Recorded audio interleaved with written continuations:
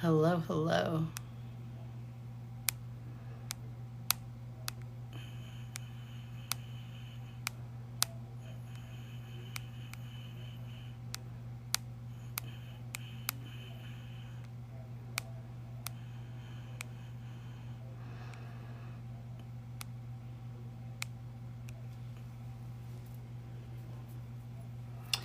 Hello, hello. I need somebody to do a sound check for me to let me know if you can hear me.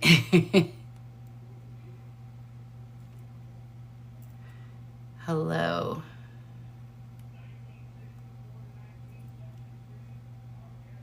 Hey, Cindy. Alma, could you hear me? You can hear? Oh, Tommy, I didn't see you. Thank you. I just want to make sure the mic was working tonight. Okay, thank you. How's everyone doing? My daughter's gone. I miss my daughter already. I'm just trying to get these together. There we go. All right. How's everyone doing? Happy Friday. I don't believe it's Friday. Friday already. I know, Alma. I feel the same. I had so many places to go today. I had to pick up jewelry at the jewelry store that was being repaired. I had to go get dog treats. Ain't doing my best. And I had to go to the post office. Oh my God. Ray sent the dog blankets and dog toys, like about 6 of them. Like, it was crazy. So neat. This week went by so I know. So I got this bracelet. I had to get it repaired. This is old. My husband got this for me years ago, the Marge one.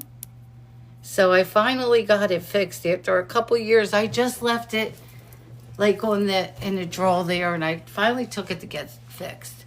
I know. He got 3 blankets and he got some more toys because Cindy sent him an alligator. And that alligator, he won't let it go. He will not let that alligator go. He's crazy, this dog, but he's good. He's so good today. I mean, he really is. I said goodbye to my daughter and to Jake today. I miss her already. So they just got on their flight. Like, it's 8 o'clock here. 7. So they boarded at 6:15 and the flight took off at 7.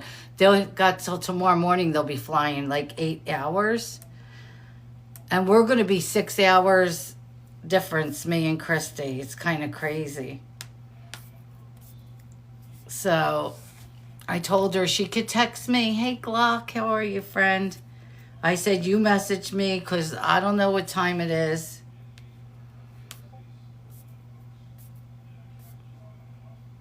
So today they drove to Miami, which was 4 hours from here to Miami. And then they flew from Miami now to Barcelona. Hey, Emma. And then Barcelona, they'll stay till Sunday morning. And then they get on the ship and go to Italy and Spain, all the fun places. And I miss her already. It's driving me crazy. Yeah, she's behind us, 6 hours behind us. Because, wait, what did she tell me? Look, I already forget. She said, no, that's about Monday. My son-in-law. Oh, where did it go? We'll be boarding at 6:15. So she said, oh, no. So it'll be 4 a.m. my time when they land, but 10 a.m. for them. So ahead. They're ahead. Yeah, ahead. I saw that, Alma. I just read it. It was so she let me know it'll be 4 a.m. for me and 10 a.m. for them. But I don't know if I could sit that long in a plane. I love flying, don't get me wrong. I absolutely love flying. But I don't know about that many hours. That's a lot of hours.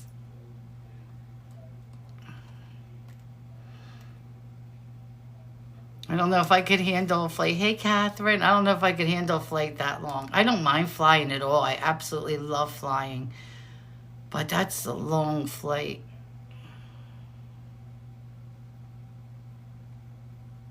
It wasn't bad. Oh, okay. You flew to Paris? Oh, okay. And then then they get on their ship on Sunday. Sunday, they get on the ship. And I didn't ask her first stops. My husband asked for an Italian flag. I'm like you didn't have enough flags in your life. Oh my God, God love him. He wants an Italian flag. Because of course his family's from Italy. And we slept and then we were... See, and that's what they said. They'll be sleeping. They had to pick their meals for the plane, which I didn't know all that.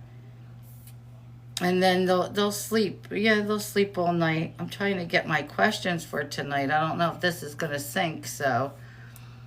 It looks like we're going to be using the phone, too, while I'm on with him. They're gonna have such a great time, though. Jake is so excited.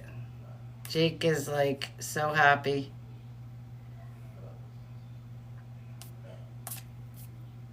He's happy to be going. I don't believe we're already at Friday. Oh, he will be he said he wants to get like a flag and then put it in a frame. So I'll do that. I'm not just hanging no flag, Cindy. I'm not hanging no flag. If he wants to get in, I told her, make sure it's nice, and we will put it like in a frame and then hang it. Even the flight attendant turned the lights down. Oh my God, that's neat. So when we flew back from Philly, and it's only a 2.5 hour flight, hey Jim, how are you, friend? They actually turned the lights off, like, during the flight, because it was like 3 a.m. Yeah, he's out there with his dad now. Tonight he's going to stay out there, Cappy. I just took him for a walk. We ran out in the yard. He was running back and forth. He loves the rocks. I don't know what it is. Maybe it feels good under his feet, but he was going back and forth in the yard, and I was trying to chase him. I'm more tired than him.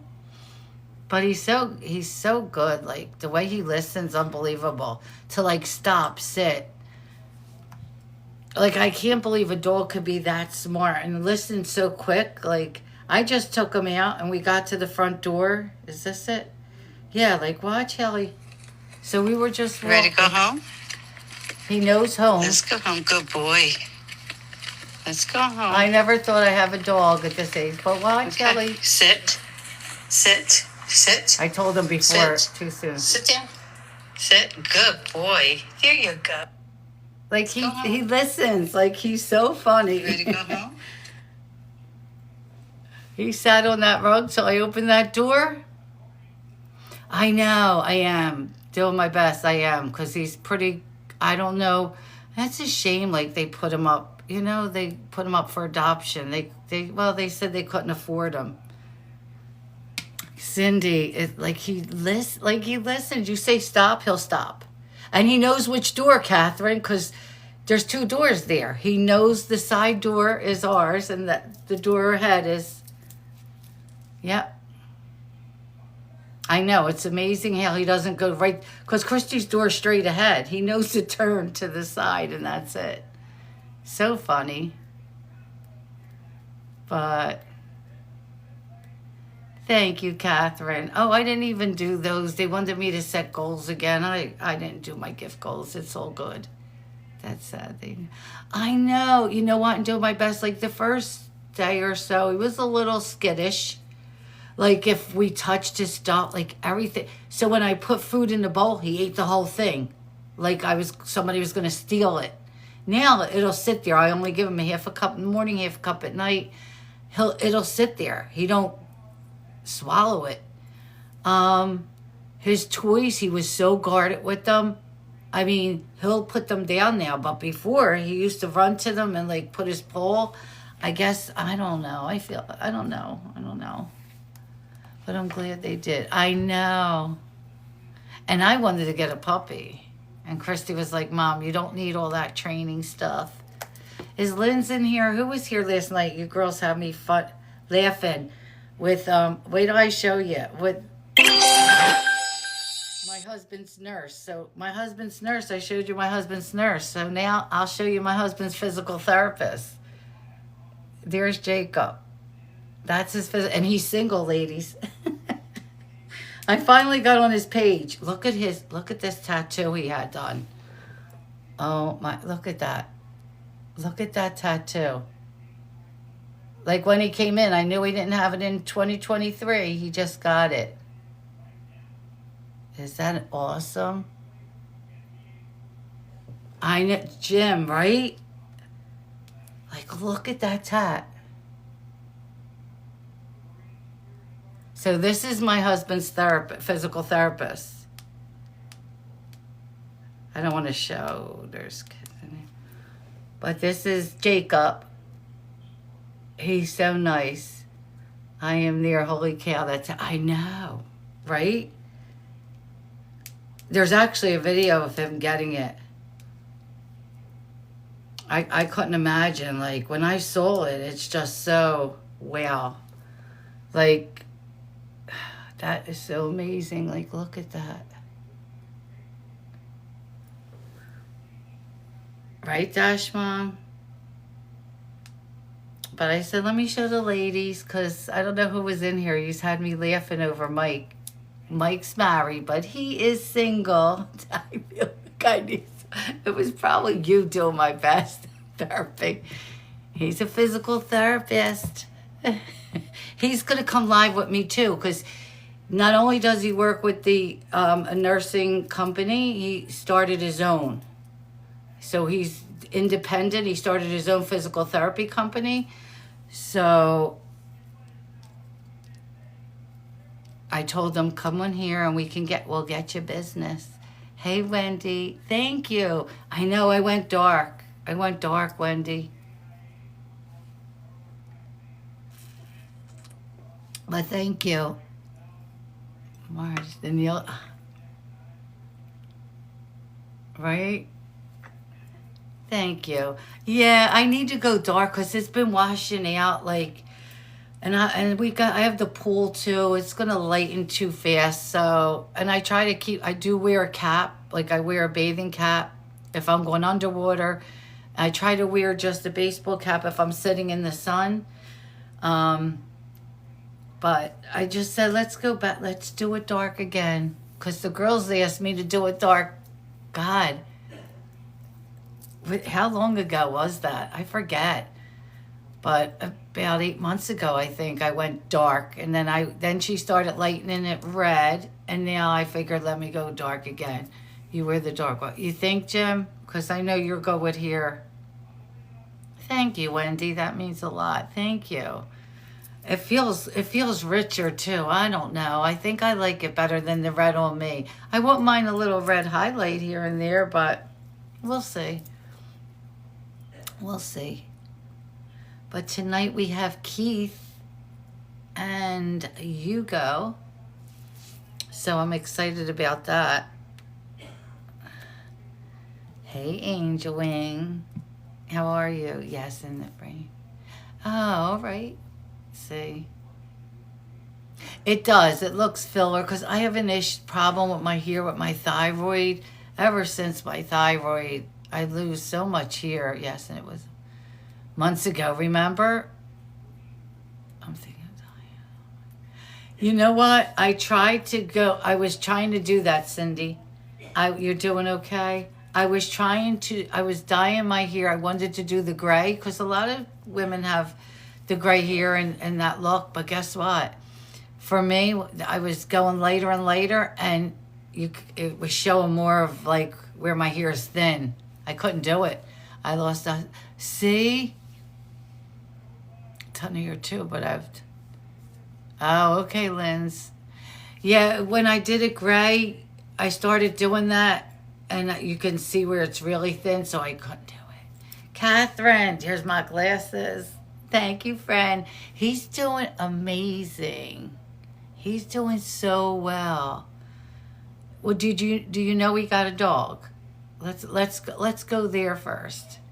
So besides the medicine, he's eating popcorn. That's why he's choking. Tonight he wanted a little popcorn, but he got a little bit, not the whole thing. What was I saying? So between the medicine that they found, what did they want me to get? Oh, 6 of these. Okay, they're not heart meats, are they? I think they are. Darn. So we turned around and the medicines that were interacting with each other, they stopped those. So now we're off the second pill now because we had to do it for so many days. But then I got a puppy, and he is doing so good with this dog. It's like, hey, Katie. Katie, tell Tony I'm coming with my car when I need work. He's doing so well. Today, wait, look at today.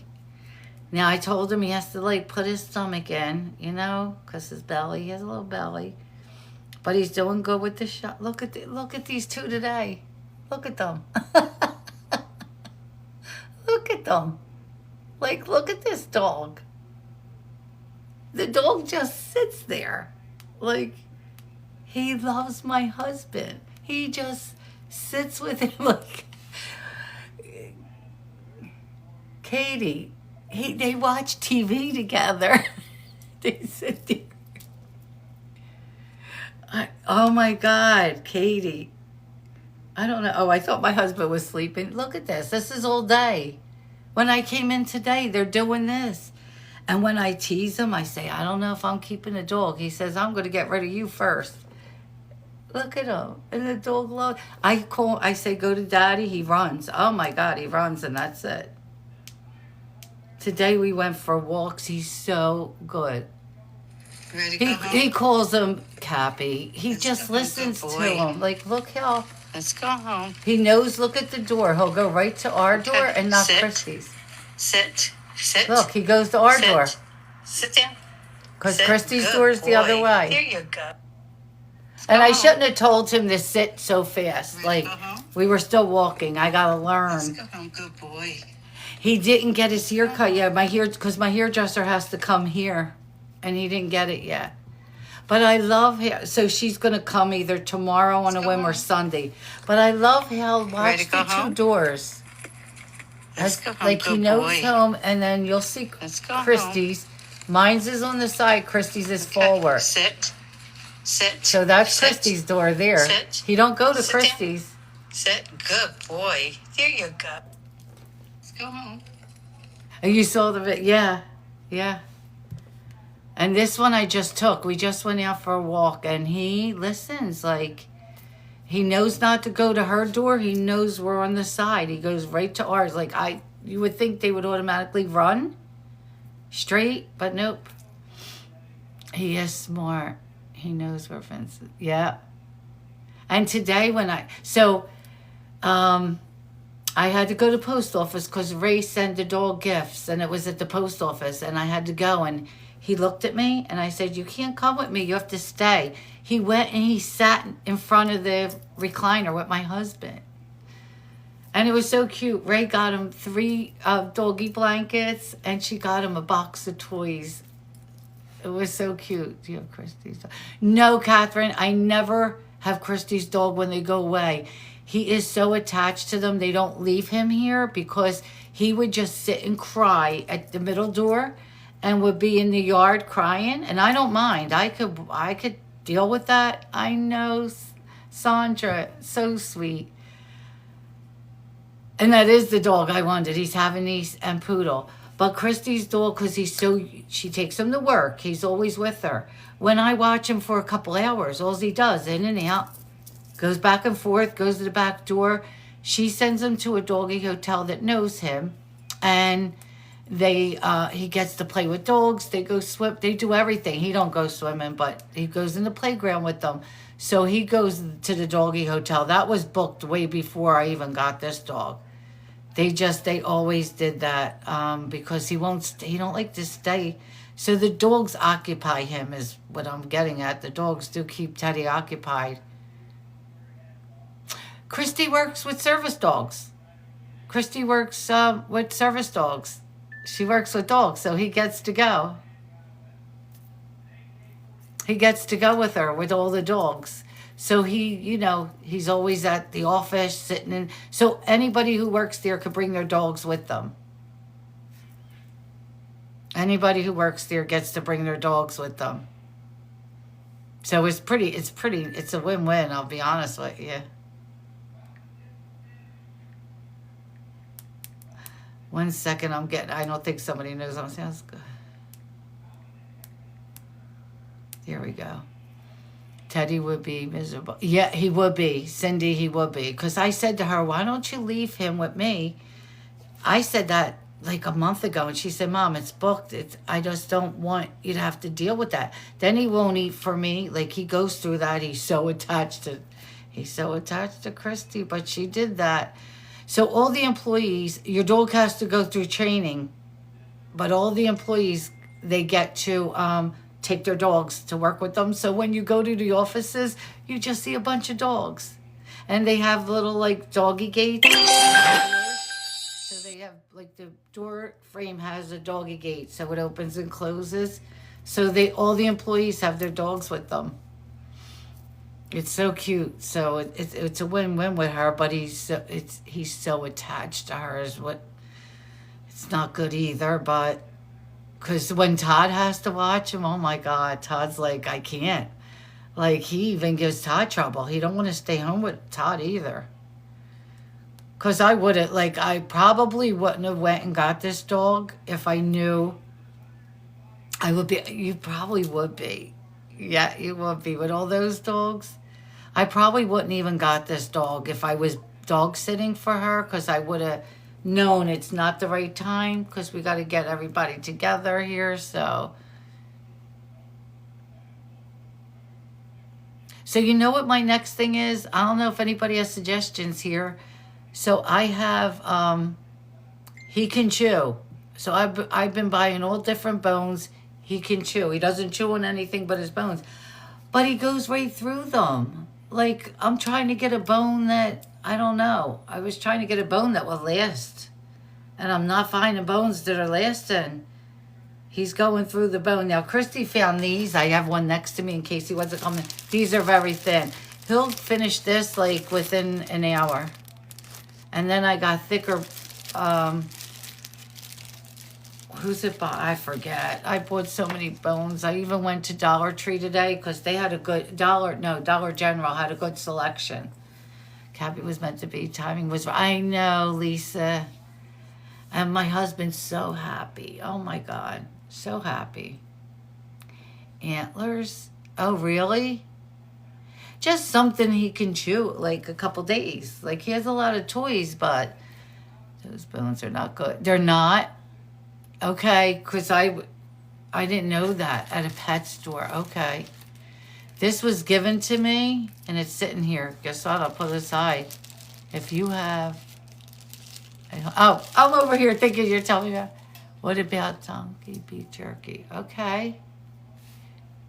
I have... like, what kind of PetSmart? We have a PetSmart. I'm trying to think of what else. They can't digest them. Oh, okay. We had 2 golden boys.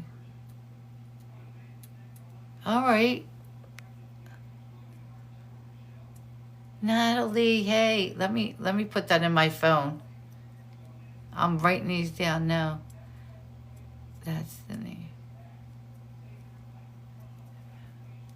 Yeah, if anybody has a heart me, how many we need? Do we only need 2 more?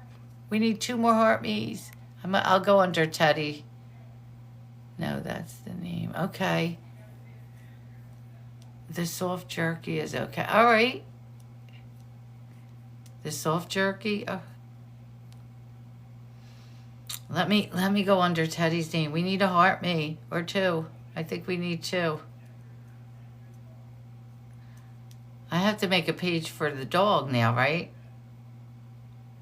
I have one for Teddy. Teddy has a page. It's TikTok Teddy.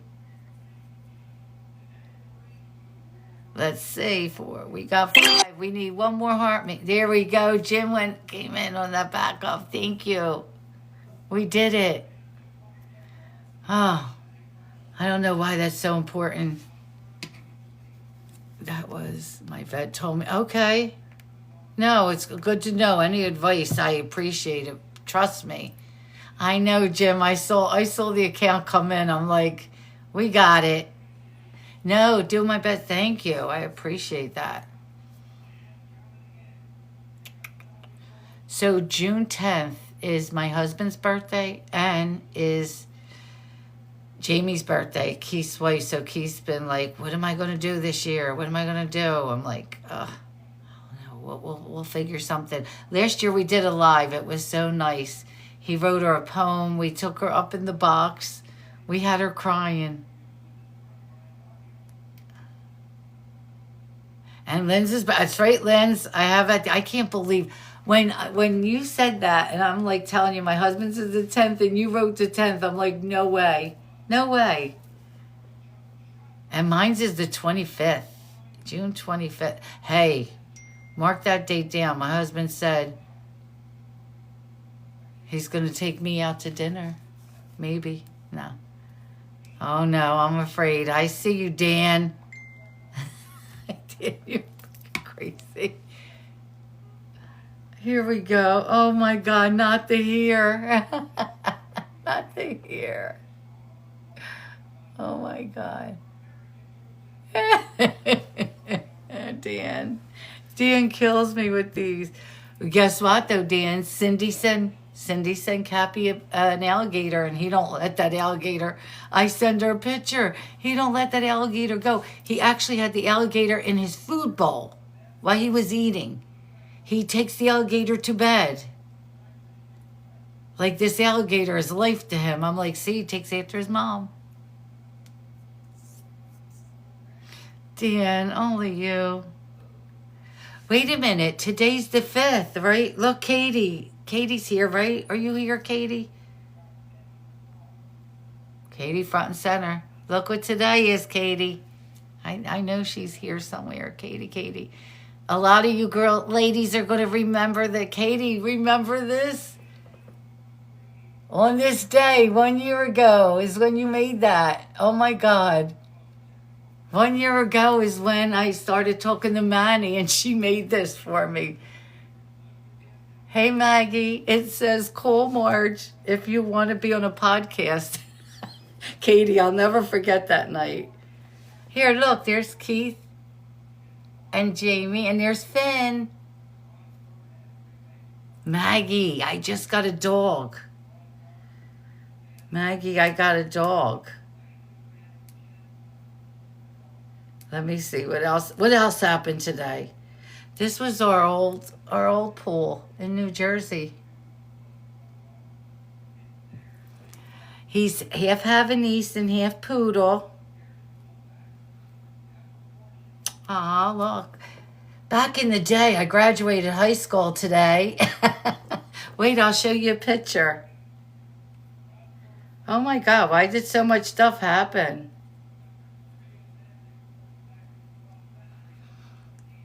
Maggie, are you right? And Maggie, my husband, is doing fabulous. Like, he's a rescue. I got him from a rescue. Ready? Oh my God. He is trained. He's 3 years old. He's 3 years old. My husband has been on the floor with him. Like, my husband don't get on the floor with nobody. He hasn't been on the floor since he fell. I'm being a smart ass. Wait a minute, but look at these two. Ready? Oh, God. Look at him with my husband.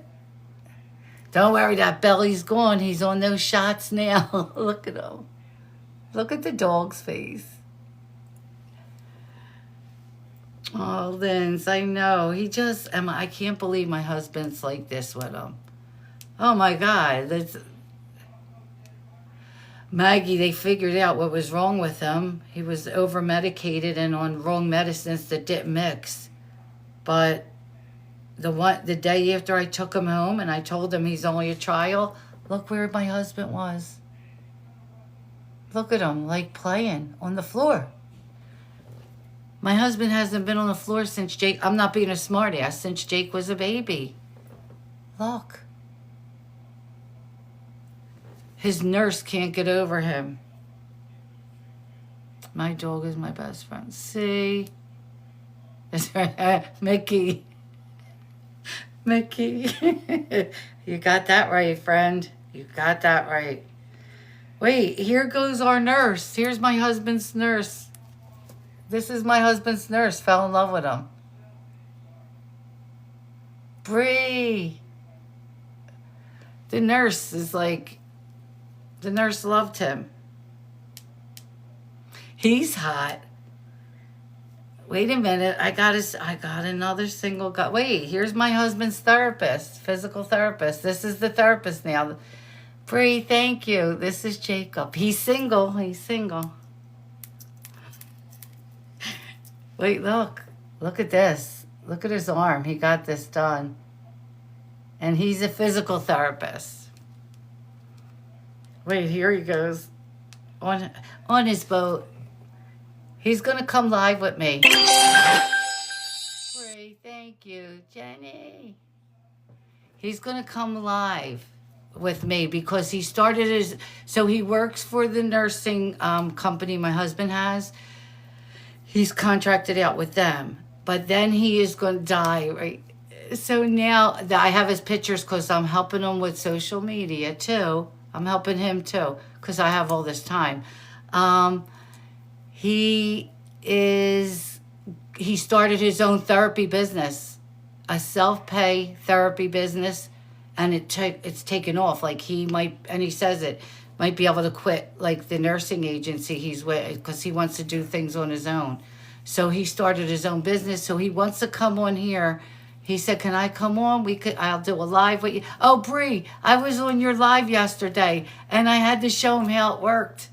I went, so this is my friend Bree, and I'm here, but they're in the boxes, and I had to show him. So I used your live to show him how this works.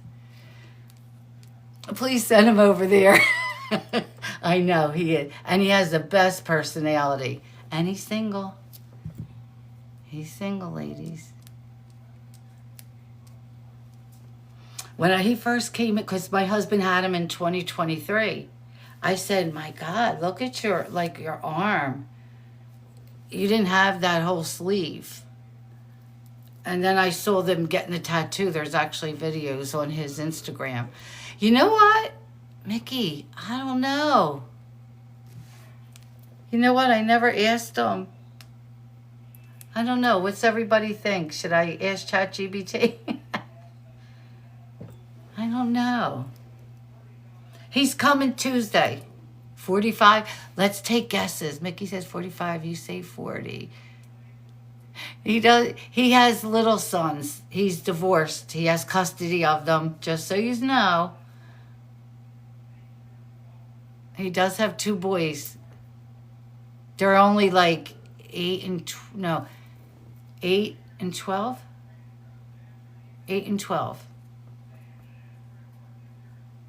Does he have a grandpa?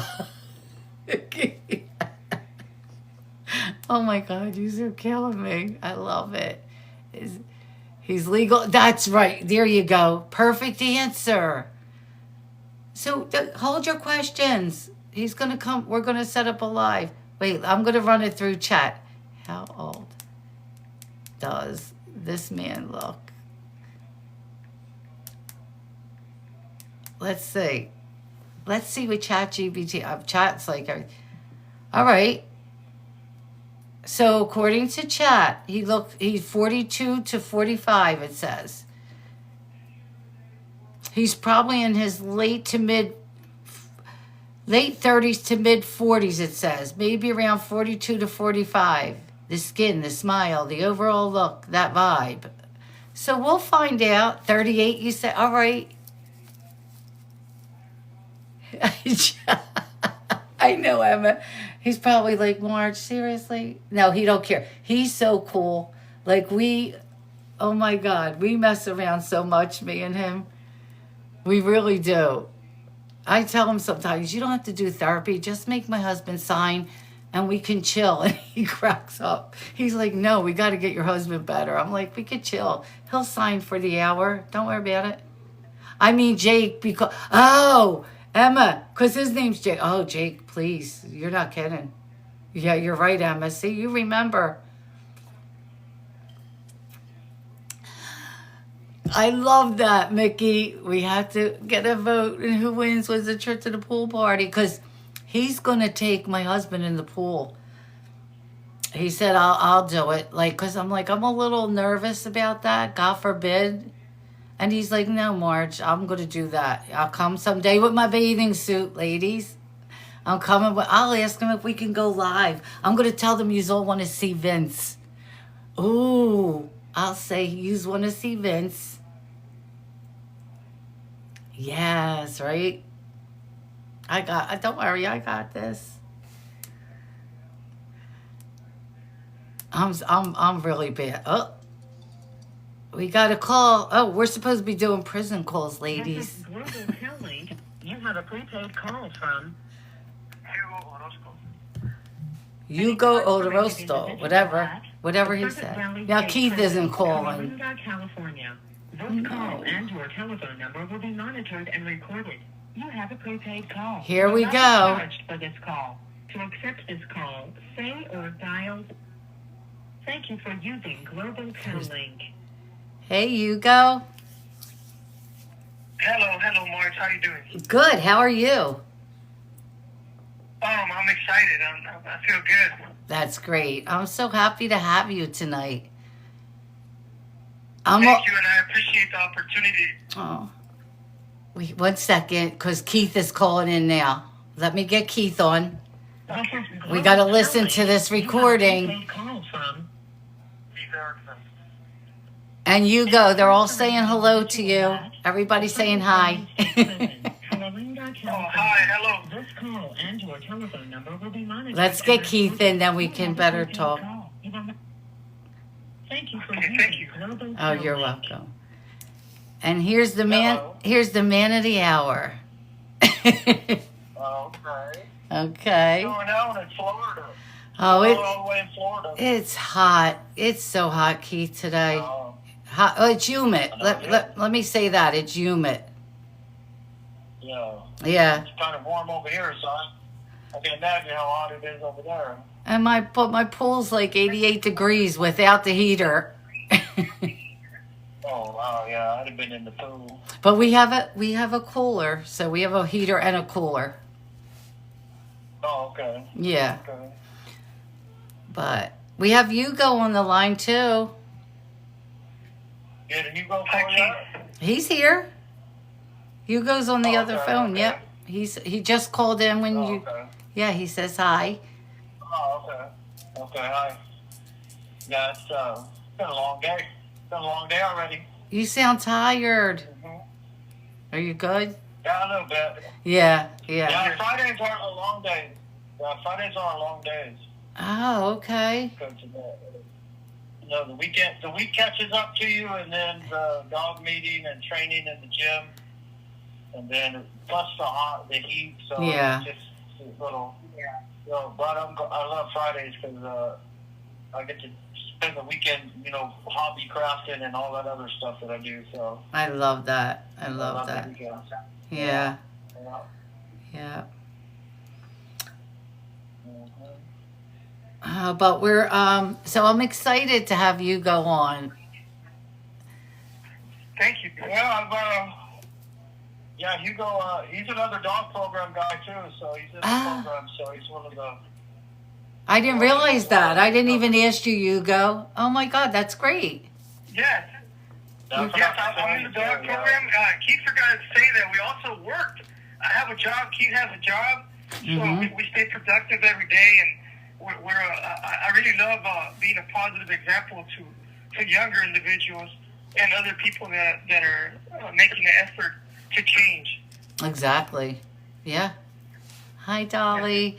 And you know what? Because I'm glad you said what you just said there real quick, because when I first started doing this, people thought, you guys are in prison and like you see on TV, you're behind bars. You do nothing but sit there, wait to get a meal. You don't do nothing. You have no TVs, no tablets, no nothing. And everybody learned it's the opposite. Like, you have jobs. You could go to school. You have courses. Dog programs. People can't believe that. And you have tablets. Because somebody first said, how could they stand by the wall and keep calling you back? I'm like, they're not. I promise they're not doing that. Nope. So just to like let everybody know that too, you know? And it's good to keep busy, exactly, Mickey. And they're very, and I didn't realize you were in the dog program. Okay. Yeah. We are also, yes, we are also facilitators. Keith is a facilitator, and I'm a facilitator, so it places a lot of responsibility on us to move forward and have a heart of service and compassion. Right, exactly. I love that. So being you guys are both, well, I know Keith, of course, is the dog master, but Keith, my puppy. I got my puppy. I got a dog. Oh my God, he's great. I never thought I'd have a dog. So I didn't change it yet. I'm afraid to change his name. You know why? He's so trained. He knows his name. He knows stop. He knows no. He knows sit. When he has to go to the bathroom, he runs to the front door or the back door, sits there. He hasn't had one accident in my house, and I've had him since Sunday. He's just, and you know what happened? And Hugo, you don't know this, but my husband has been very sick for the past year, but very sick the past, I want to say, 3 months? And, 3 months. Yeah, really bad. He's been in hospitals, rehabs, and they found out, they just found out that 2 doctors were prescribing 2 different medicines for him that were interacting with each other in a bad way. The nurse figured this out. We have a nurse, his name's Mike, and he's like, he shouldn't be taking these. I'm like, why didn't a doctor say that? You know? No. And since we weaned that down and more medicines, and Keith, the dog, oh my God. Yeah. The other day I saw him on the floor with the dog. He hasn't been on the floor since Jake was a baby, and he's 13. And I teased, and I had everybody laughing. I said he was on the floor and he didn't fall there because, you know, he takes a lot of falls. Yeah. He's playing with the dog. Yeah. He's playing with them. Like, and one of the doctors said to him, "Do you have a dog?" And he said, "No, my daughter does, but we don't see him a lot. He goes to work with her and everything." So he said, "You should consider a dog maybe." And he never told me this. And then here's me. I go adopt a dog. And they're sitting together. They play together. It's like, he's like a new person. Yeah. Yeah. What a dog could do for you, right? Absolutely. Yeah. Hey, Truth Teller. Yeah. So it's amazing, and I know, of course, what you guys do is absolutely amazing. With the work you do for these dogs. And like, you know, he didn't understand that either. You know, the dog in prison, and Christy's like, "Dad, because my daughter works for a facility. They do dog training, for service dogs. So she does that out here in Orlando, but their headquarters is in California, and they have a prison program. And she said, my dogs, I'd rather them be in that program than have a personal trainer. The success rate of the dogs that train in prisons than outside are so much better. She said, because they're not locked up all the time.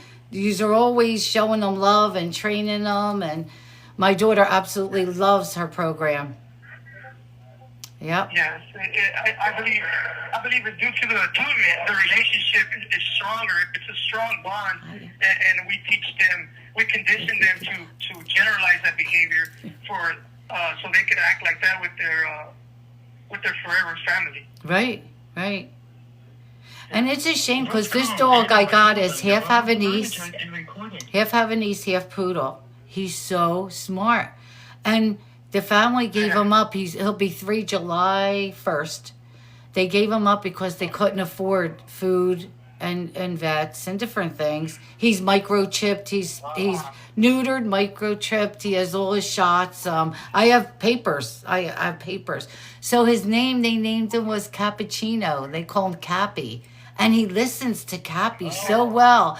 I'm just afraid to change it. Like, I don't know. What do you guys think? Now Now that you told me it's short for cappuccino, I like that. You do? Because now you can. Yeah, I do. Like cappy.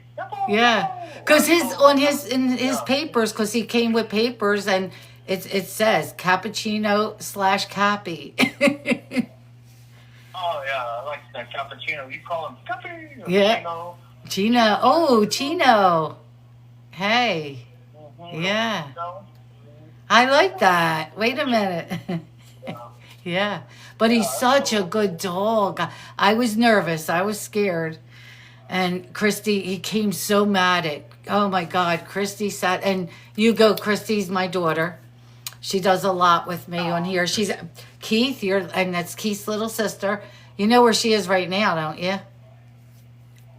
Yeah, she's on there. No, she's not. She took off. She flew. She's flying right now to Barcelona, and she's going on a European cruise for 10 days starting Sunday. So she's going to Italy, Spain, France.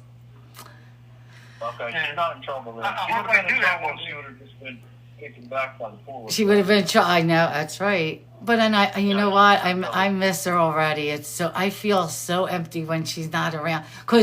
And you don't. So we have a big home in Florida, and their home is big, but I have an in-law suite right in her home.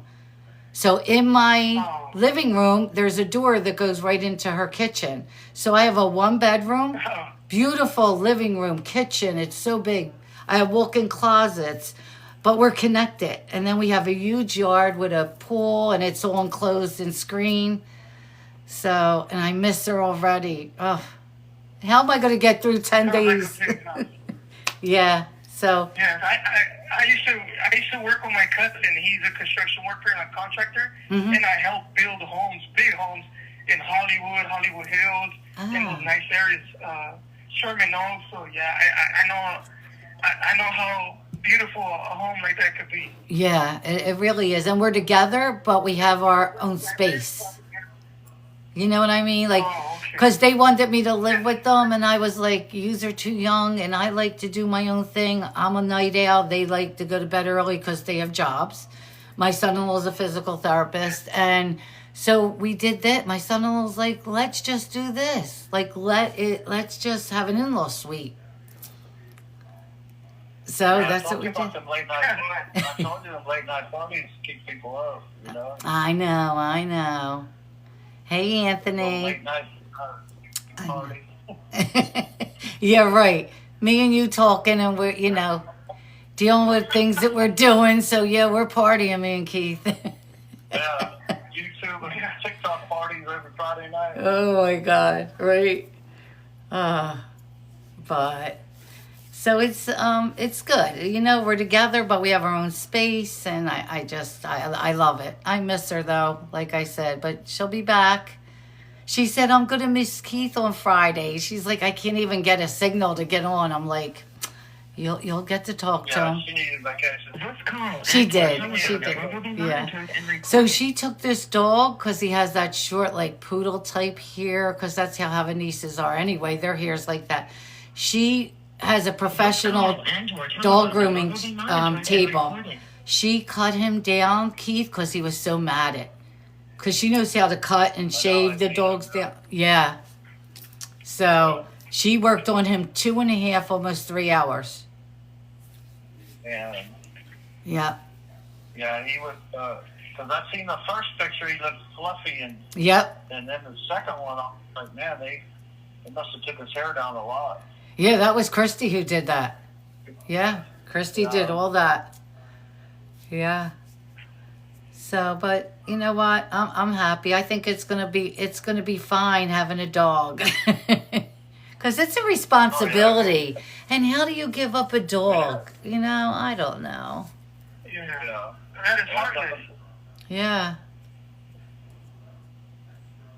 Yeah, but so we'll see. Like, so I forget one question I had, and she's like, well, just get in touch with Keith, Christy said. And then I figured it out.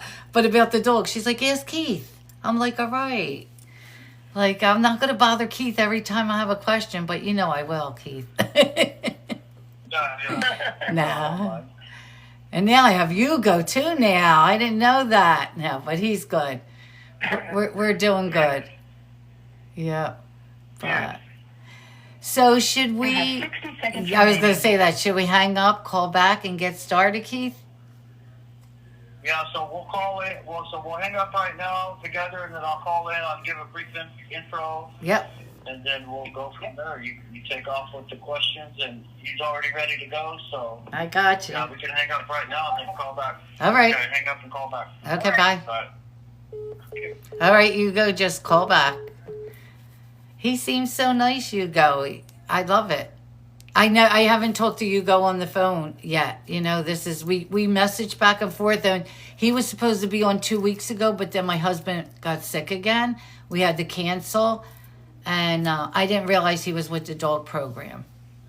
But so welcome everyone who just popped in. They are Di. They're all so nice. Thank you, Kiki. I know I went dark, but I'm liking it. I'm liking the color. It's darker than I'm used to. I know. Lisa, I know. I love how I thought he was going to be nervous. An incarcerated individual He probably is. You have a prepaid call from California. This call and your telephone. I don't like this card. Thank you. Thank State Prison. Thank you for California. This call and your telephone number will be monitored and recorded. You have a prepaid call. Thank you for using Global Tel Link. Okay, we're back. But okay, so I'm here tonight with, of course, my co-host, Keith Erickson, and we have Hugo joining us tonight as our special guest. So, Keith, you can get started. Yes, this is Keith Erickson, Pleasant Valley State Prison. Tonight's special guest on Charge with Change is a very good friend of mine, Hugo Orozco, and fellow dog handler in the Second Chance Canine program here on the facility where we're housed. Tonight's focus will be on personal transformation, path towards redemption, personal accountability for one's life, and living with a purpose. Before we get started, one thing about Hugo is I intended to have him on the show a few months ago. You know, the thing is with this schedule is just trying to catch people at the right time because, you know, he's one of the guys in here that does a lot of things just like me. So trying to tie these guys down is very difficult. But, like, he has a lot to offer. A very genuine individual, and his change is authentic. And he's somebody that's a positive role model on the facility as well. So I think our guests are really going to enjoy him tonight. And, yeah. So take it from there, Hugo. Go ahead and intro, let everybody know who you are, and glad to have you. Yes. Thank you. Thank you, Keith. Thank you. So, Hugo, if you want to just tell us a little bit about yourself. Oh, yes, of course. My name is Hugo Orozco. I'm 42 years old now. I've been in here since I was 19. Right? I'm a married man. I love to volunteer, help other people. A lot of people wouldn't know this, but I was a straight A student. I really valued education. It was an outlet for me. It was. I used it as a coping skill and a coping mechanism to survive. And you know, I went through a lot as a child. So although I wanted to make the right choices all the time, unfortunately, I didn't, and but I didn't let that define me. And today, I live with purpose, and I help other people heal. I'm part of the Compassionate Prison Project, Trauma Talks with 50 Horsemen. I'm part of the USC PCJP, right, post-conviction. It's a restorative justice organization, and I write trouble youth in Los Angeles, Fresno County. And I'm working on bringing them here. The last time I was here, I brought them and we gave them a field trip, so to speak. And I hope I could be a positive impact in their life so they can make the right choice. And that's about it. Thank you. Thank you. Yeah, you're welcome. So we'll get started with our questions, and if anyone has any questions in the chat, of course you can just type them in the chat and I will read them. So who were you before the streets shaped you? I know you just told us a little bit about yourself, but do you have anything to add to that? Oh yes, I was an older brother. I had an older sister, and she was born with a congenital heart disease as well as Down syndrome. I thought she was my younger sister because on the spectrum she had severe Down syndrome. So I would always take care of her, and she passed unfortunately when I was 4.5, and this completely devastated her family, and my dad didn't know how to. My dad was a gang member. My uncles were gang members. My cousins. My mom was not a gang member, but unfortunately, she had to grow up dealing with that and the tragic loss. So that shaped my mind a lot. My how I would respond to things. I kind of became a nervous and anxious boy, and like I said earlier, I tried to cope with it by focusing on books and being an overachiever in school and being a straight A student. But yeah, it was difficult not to gravitate towards my father's lifestyle. You know, he sold drugs. He was a gang member. There was domestic violence.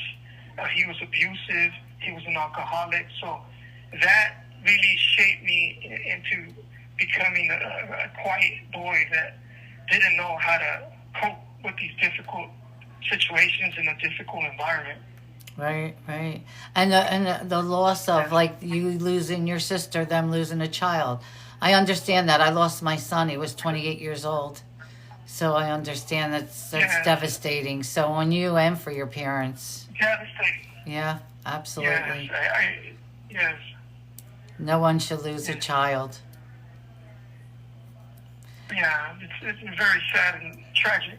Yeah. And you don't have to answer this, but do you have any children? No, I have stepchildren. So okay. I have 5 beautiful Yes, I have 5 beautiful stepchildren. I've been in their life for 9 years. My wife, Lupe Perez, right? Lupe, she still doesn't want to change her last name, but it's okay. Yeah, I'm a feminist, so I support her.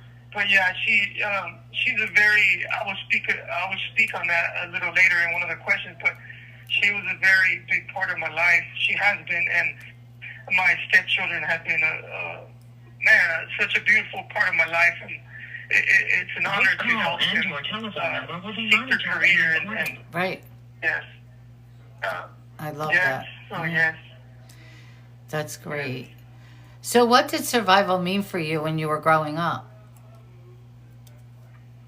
Oh, survival meant not being a target, right? When my dad was drunk or high or loaded, and just being out the way, right? Sometimes when they'll arrest him and he'll go to prison, I remember surviving on WIC and welfare. This call and your telephone number will be monitored and recorded. I would steal sometimes, but eventually I got caught, and my mom punished me for that, and she asked me, why are you stealing? Like, what's going on? And I said, we don't have enough food sometimes. And it would break her heart, but yeah, she disciplined me and taught me not to steal, that we could survive off whatever we had. And when my dad was out, yeah, we had plenty. We had a lot. But yeah. It was difficult. That's really hard. So how did your environment influence your choices? Well, yes. So we initially we were in South Central until the LA riots, 1992. So for about 8 years of my life, we lived in South Central, and like I say, my family were gang members, and their enemies knew our house. So it was very violent. You know, there was drive-bys, stabbing, shooting. So it shaped my mind to, you know what? I thought it was a dangerous world, and I didn't want any part of it. Like, I would always be in the backyard. I didn't want to be at home. That's how I wanted to be in school or in my friend's house. Right. And it makes me sad to hear, like when you said you had this deal because you didn't feel like you had enough food, or, that breaks my heart that that you had to worry about that at such a young age. Because how old were you then, approximately? Yes, my dad was in and out in and out of prison from when I was 5 till I was 8. So for those 3 years, we struggled a lot. We ended up being homeless, and we had to live with my aunt. She took us in, and then mother aunt took. This call and your telephone number will be monitored and recorded. It was difficult just to have enough food. Right, absolutely. Yeah. Wow. So, what childhood experience impacted you the most?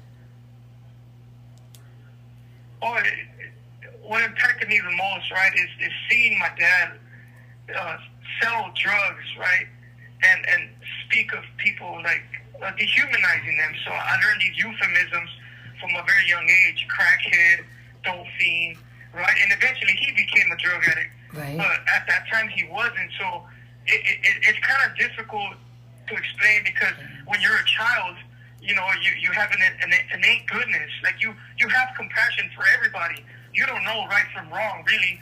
You're just absorbing what people are teaching you. So that impacted me a lot. And it at a young age, it permitted me to dehumanize people and categorize certain people as less than. And I think that really affected the way my thought process, my spirituality, my entire being. Right. Wow. Yes. And it breaks my heart to hear some of the stories. And I've heard quite a few, trust me. I interview a lot of, men that are incarcerated, and it really just breaks my heart. But, so when did you first learn not to trust people? Yes, well, I remember one time I was playing in the backyard. My cousins were gang members, and they would make me fight. They would make me fight other kids, right? Kind of like man up. It was a very toxic masculinity. I know that's what it is now, but back in the 80s and 90s, we didn't know such terms. We just thought that was making your boy strong and making your boy a man. So I didn't want to fight. So eventually this kid hit me with a brick on the top of my skull, and I started bleeding. So I ran to my mom, and then my mom, instead of helping me or something, she asked my cousin what's going on. I was like, oh, we're making him fight. He's being a pussy. So then my mom hit me too and told me that I have to fight. So that right there really made me distrust people. Like, man, I can't even trust my mom. No. So yeah, it was just a very violent environment. Yeah. Absolutely. So then it's like, so violence felt normal to you growing up? Yeah, violence became normal. It became part of my life. It became something that I needed to resort to resolve conflict. And I get it. In their mind, they probably thought, oh, well, we need to harden him up so he could survive in the street. Because I had to walk to school. I would never walk to school by my mom or dad. So I had to walk to school 7 blocks in South Central all on my own as a child, as a kid. I was a 6-year-old boy. So I understand, but I never agreed with it. Right, absolutely. So what mindset helped you survive back then?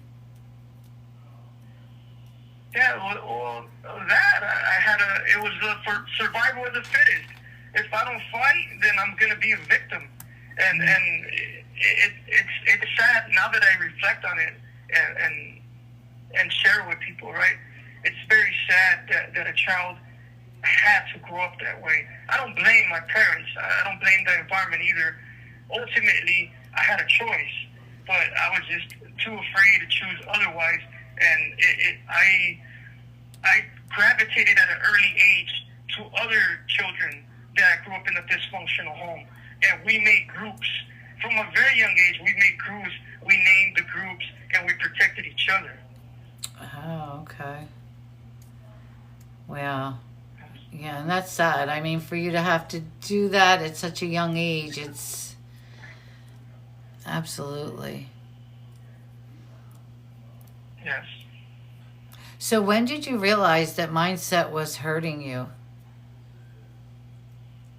Man, so one time that violent mindset, right, and survival of the fittest mindset, I remember one time taking a knife to school because my cousin, the enemy, had thrown like a spiky ball into my cousin's eye. They were older than me, so I took a knife to school, and another kid in school in my class seen it. So they told the principal, they called the cops, and then I was expelled from the LA Unified School District. So I realized that mentality was detrimental, was bad, you know, right. It was bad for me. And then my mom punished me, my dad punished me. You have 60 seconds remaining. They didn't punish me for what I did. They punished me because I got caught. They said, You're smarter than that. Why'd you get caught? So I was confused, like, what's going on? Right. So I adopted a criminal mindset. Yeah. And I know the phone's going to go out on us, so we'll pick up on this when you call back. Oh, okay. All right, call right back. I'll call right back. Okay. All right, Keith. I wish we didn't have to keep getting interrupted with the calls. I know, this breaks my heart. Hey, James, thank you for being here, friend. That was my question. How old was he? These stories break my heart to hear this, that they had to struggle from 4 to from 4 to 8. Sorry, Joanne. Oh, you're good. You're good. You're good. And you know what? I should have just texted you too to let you know, but I figured, I know, Linz, this is some of them are hard to listen to, especially, all right. Let me get these. It just breaks my heart. You have a prepaid call from an incarcerated individual. I like his name, Hugo Orozo. I feel like a switchboard operator. Thank you for using Global Tel Link. Thank you for using Global Tel Link. Okay, we're back. Thank you. Sounds like much. Yeah, right, Alma. And I'm reading our chat also. So how old were you, when that happened? You don't have to be specific, but you're saying between... So you were in school then, right? Yes. By then, I believe I was in 3rd grade. Wow. So I was probably 9 years old. Right. Yeah. Too young to be experiencing that, but you know what? 3rd grade. Absolutely. So was there a moment that changed everything for you? Yes, but even though it changed everything for me, right? Unfortunately, I still didn't change my life. I continued on that path of gang membership and all that, but it was in 2003, and I'm not going to get into specifics because I don't want to further hurt my victims' family or friends, neighbors, the community. But yeah, it was in 2003, and unfortunately, I made the choice to murder one of my enemies, and I thought in the criminal lifestyle that I lived in my gang membership, I thought that I was going to earn my bones. I thought that was that's it. I'm made. I'm the man. But it didn't happen that way for me. I lost a part of my humanity. I lost a part of my soul. And to this day, I'm working to heal that. Not only make amends to my victims and the community, but to heal the wound that choice caused in my life. Yeah, absolutely. This call and so, what were you, if you don't mind me asking, your telephone number will be monitored and recorded. What were your charges? Oh, second-degree murder and shooting at an inhabited dwelling. Oh, okay. But that's what I was convicted of. But my charges were I was charged with first-degree murder and 3 attempted murders, because there was 4 people there, and 2 charges of shooting and habit dwelling, and then gun enhancements for every single one of those individuals, and the shooting and habit dwelling. So right. I had 11 charges.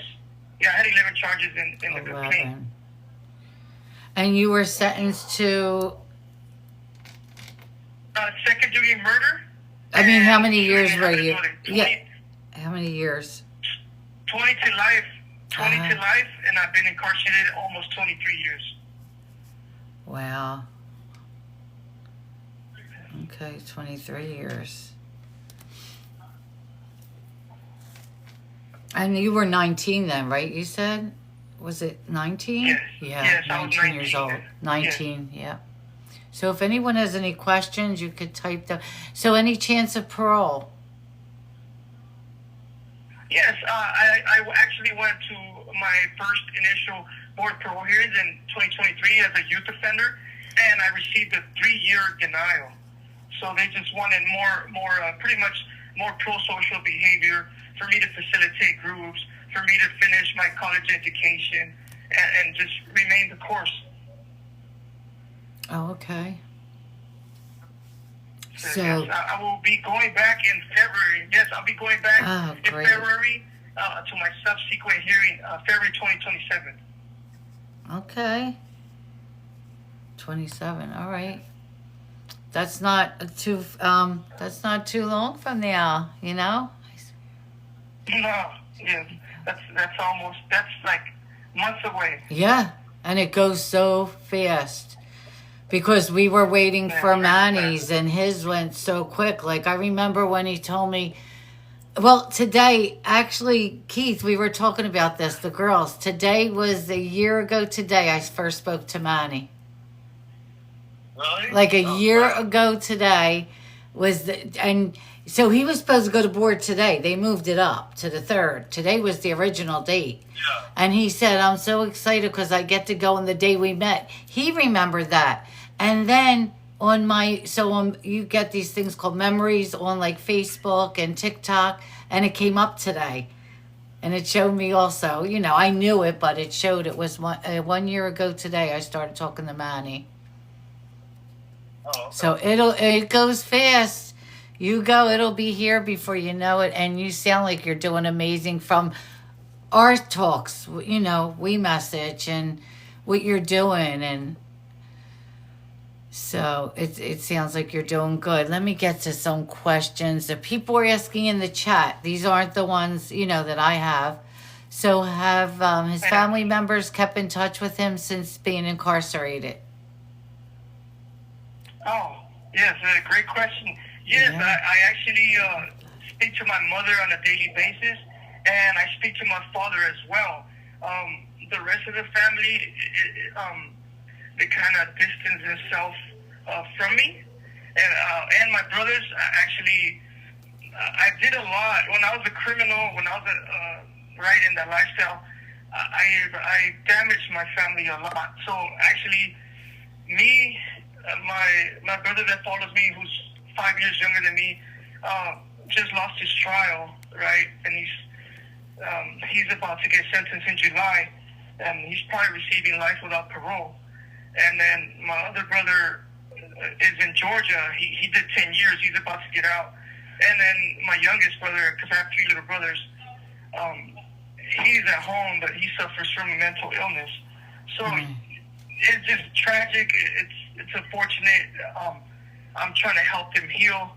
I take full responsibility. I'm accountable for what happened, and I'm trying to have them transform their life as well. Right. And yeah. Are your parents together? Like, are they together now or no?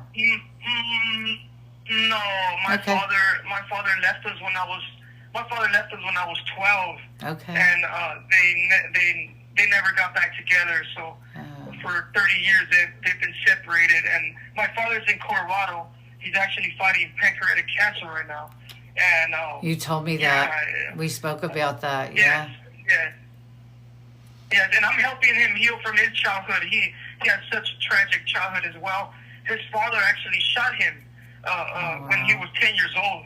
Wow. His father disowned him and shot him because Yes, and I'm helping my father heal in case he passes and moves on to heaven, and it's so emotional and it's so powerful and it's so transformative. And my father actually asked me for forgiveness. He said, "Son, I'm sorry. Please forgive me. I misled you." I said, "Dad, I forgive you. Ultimately, it was my choice. I made that choice to become a gang member. I made that choice to be a criminal and be violent and all those things. But yeah, I forgave him, and it was very emotional." Yeah. And that's good that you could forgive him. It helps both of you. Trust me. Yes.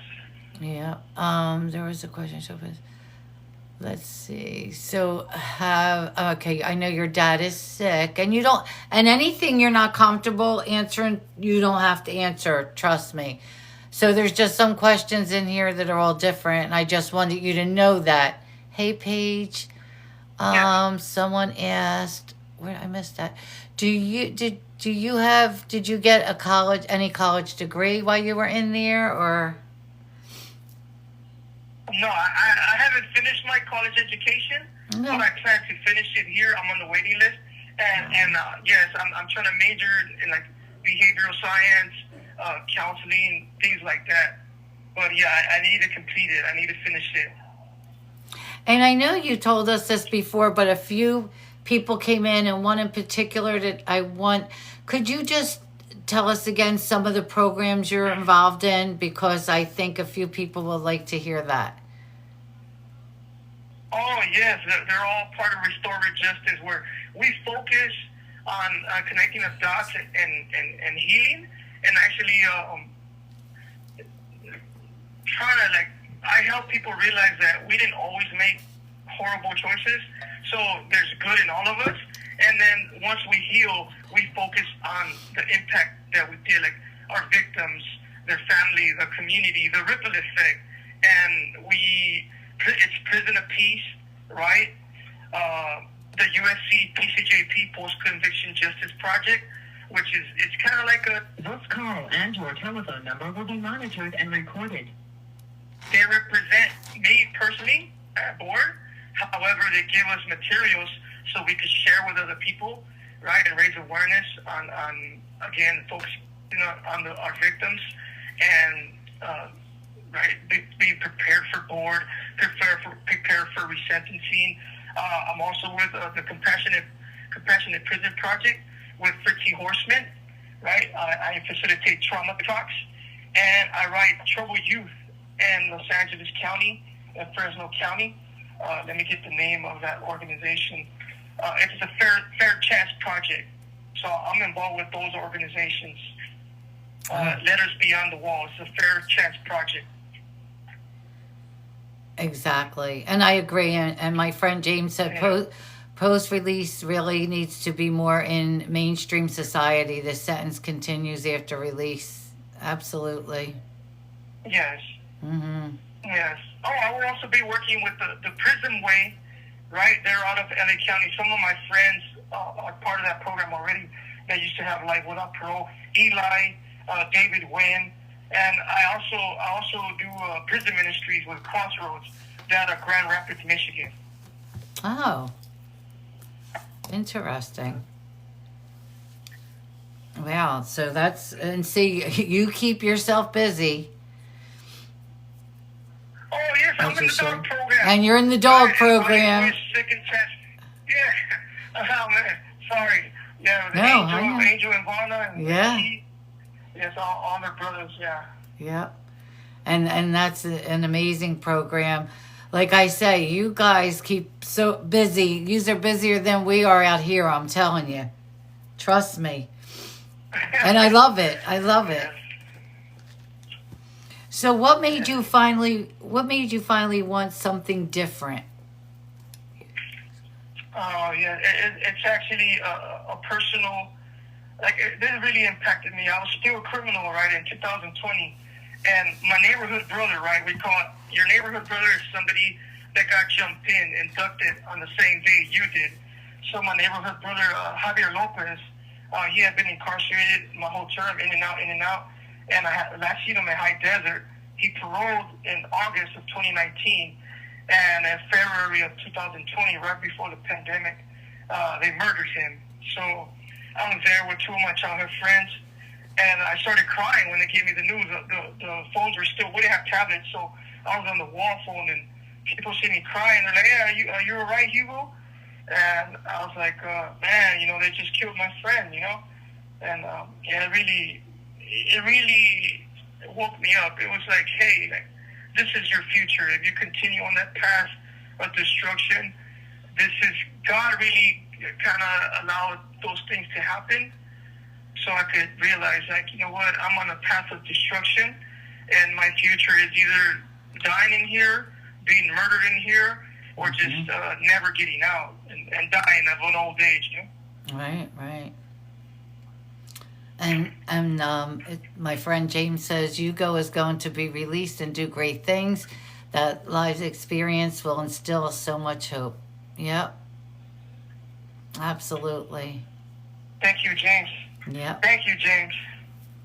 And he was actually incarcerated also, and he's out here and he's doing amazing things. He's actually we never met each other, but we are good friends. We talk a lot. He's helping with other things, and anytime I say, I have to get this, I have to do that, I'll help you. I'll help you. I got it. Always willing to jump in and help. So, amazing person.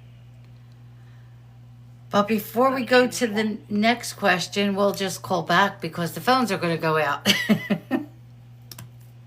All right. Okay, I'll call right back. Okay, bye. And James, I mean that. I really do. James has been amazing.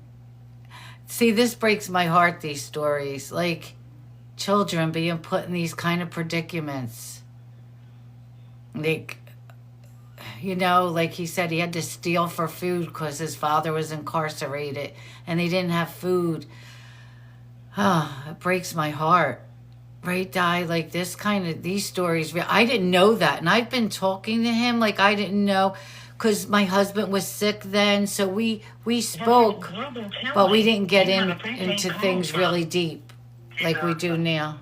Let me grab these. An incarcerated individual at the Pleasant Valley State Prison. Yeah, Lynn's, exactly. Will be monitored and recorded. Exactly. Individual at the Pleasant Valley State Prison. Thank you for using California link. This call and your telephone number will be monitored and recorded. Thank you for using Global Tel Link.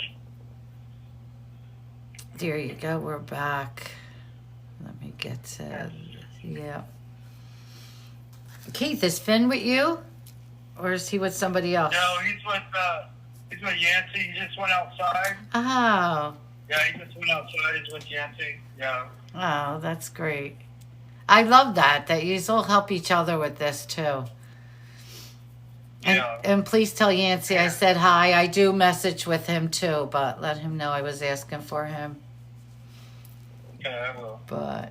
So how hard is it to unlearn survival behaviors? It was extremely difficult, right?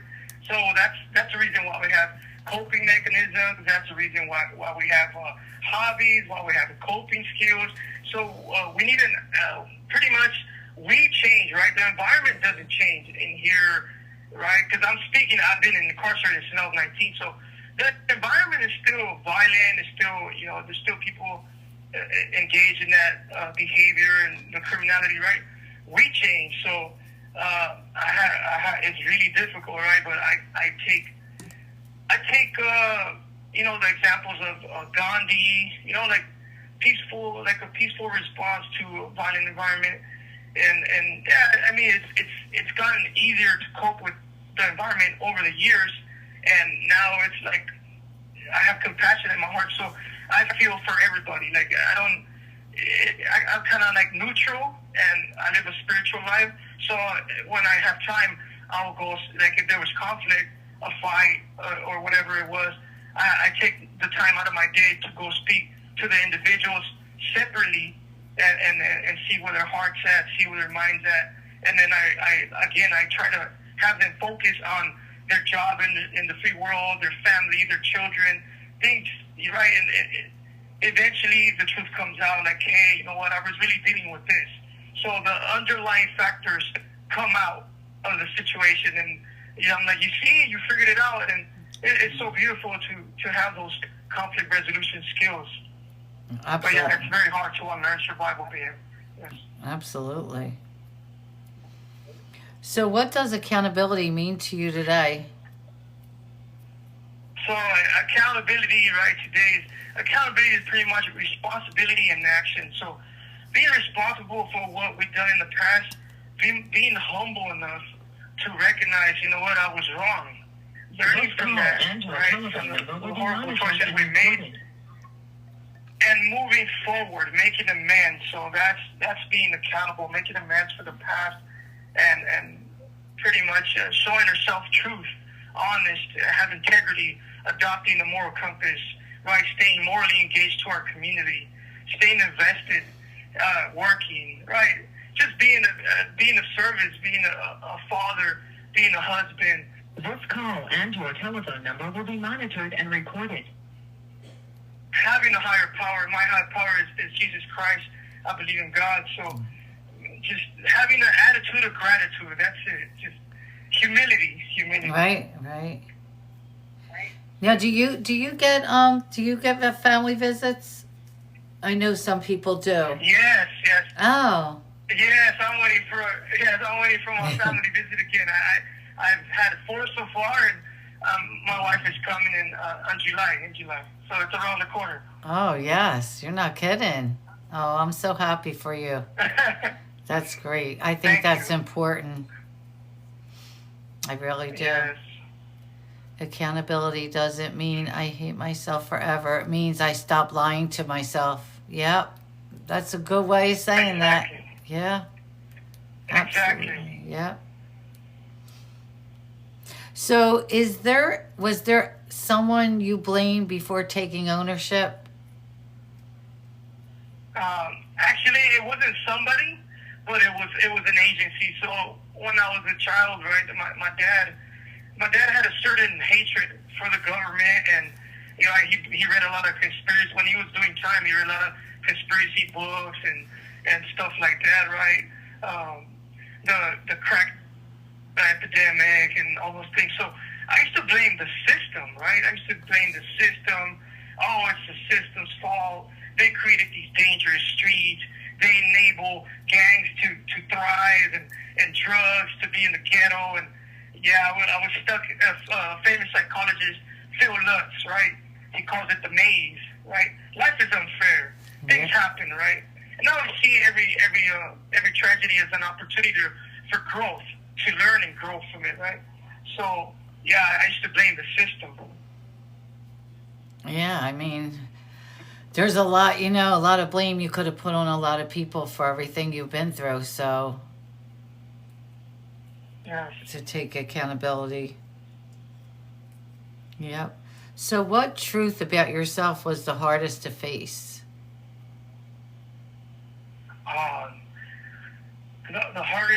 The hardest truth to face was letting go of the mask. I had created an alter ego, right? So I was in denial. I thought that the alter ego I had created was who I was. So kind of separating, getting rid of my mask was really hard to face.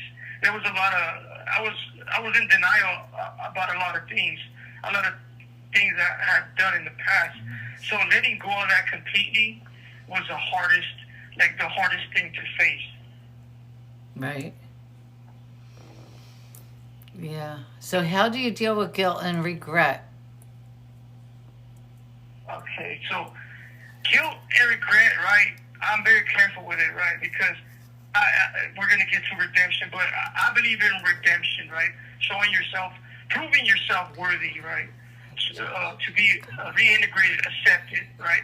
Into society. We're social creatures, right? Human beings. So I had broken that trust, right? So yeah, it just.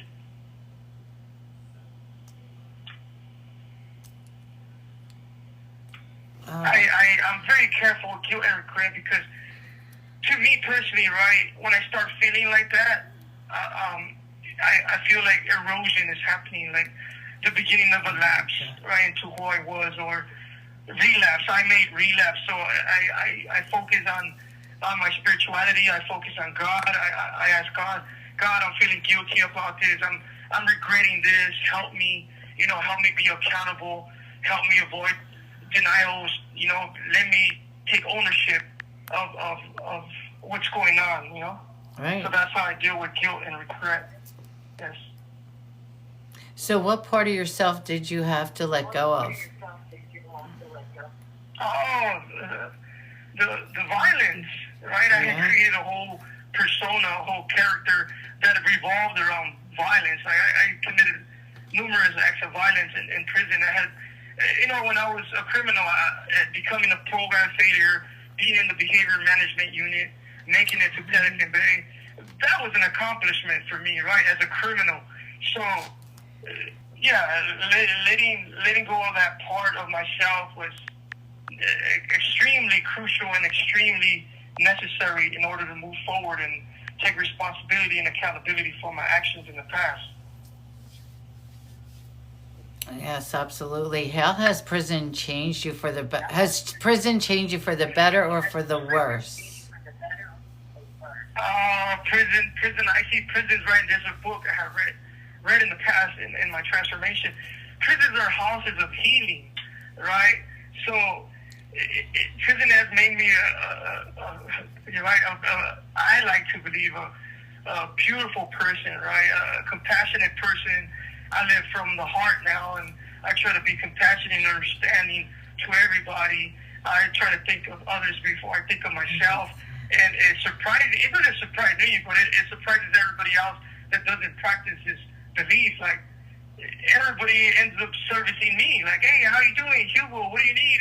How are you today? Like, it's so nice to see you. And they put a smile on my face, and I'm so grateful for that. Because before I was a dark person, a lonely person, just miserable, stuck in anger and all the underlying emotions that anger is attached to. Right. And I have a comment here. The worst chapter of my life doesn't get to define the whole book. I love that. Exactly. I love that. Exactly.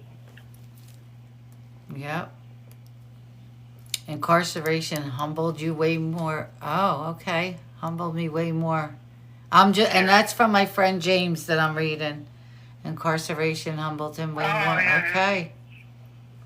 Wow. He's right. Yep. So wait a minute. I did read the redemption. How do you rebuild trust after breaking it?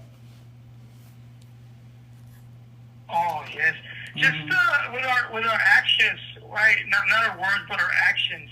I've broken a lot of trust. The other week, actually, was the first time a correctional officer, I'm a porter here, a correctional officer asked me to clean the office. And I was in the point of tears afterwards, and he's like, hey, you all right? He said, can you believe it that in almost 23 years, this is the first time a correctional officer asked me to clean his office? He said, yeah, man, you regained their trust. You walk his truth. So that tells me that people see that I'm genuine about my walk, and it means a lot to me. So yeah, with action, being proactive, like I say, just constantly earning that trust, constantly. And if I haven't earned that trust yet, it's okay. Eventually it's going to happen. Right. Absolutely. Yes. So do you and Keith work together? Yes, we work together, but before we continue, actually, I think we forgot a question.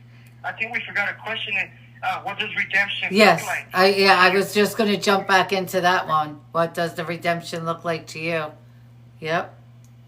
Yeah, so I wanted to go back to it because I have two answers to it, right?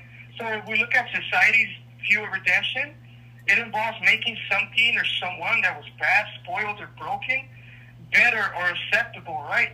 So I respect that opinion. However, I'm coming from a standpoint of faith, right?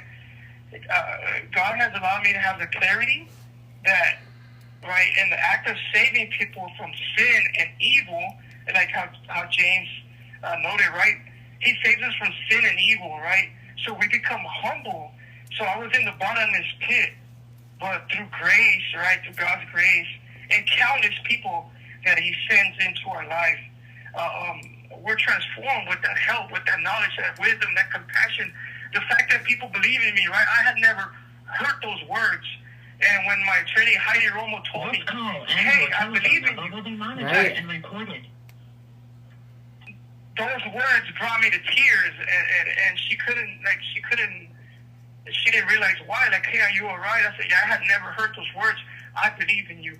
And that is just so motivating to show myself worthy of redemption, worthy of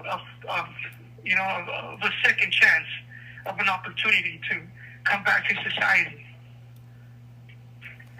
Right. And I love that. I mean, absolutely.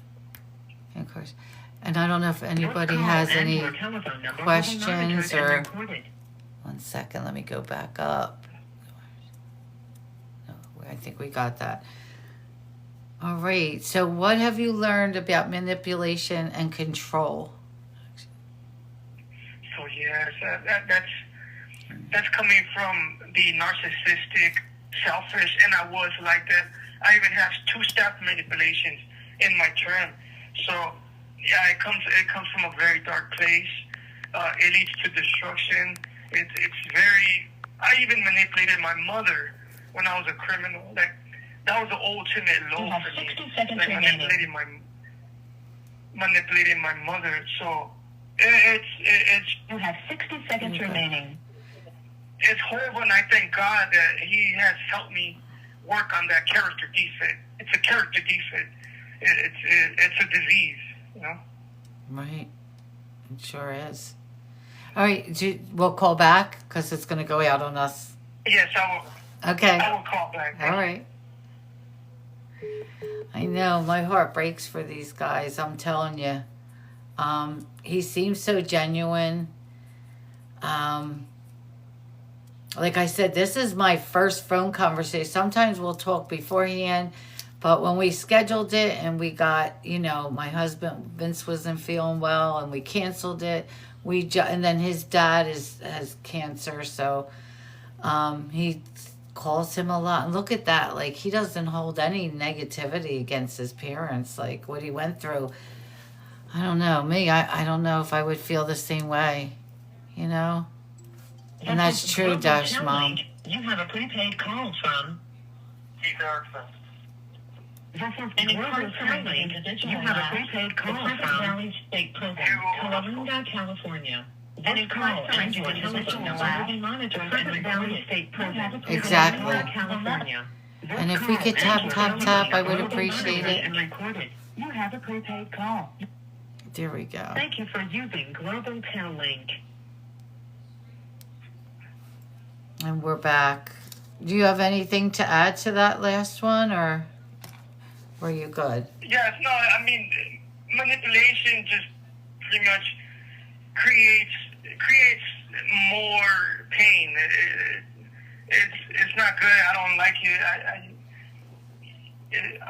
And that brought me shame. Like, I manipulated my mother. I manipulated my brothers into joining the gang I was formerly from, and it's just, yeah. And how many brothers do you have? You said you have... I have 3 younger brothers. 3 younger brothers. 3 younger brothers. Oh, okay. Yes. All right. Let me see. So what role did anger play in your life? Oh, yes.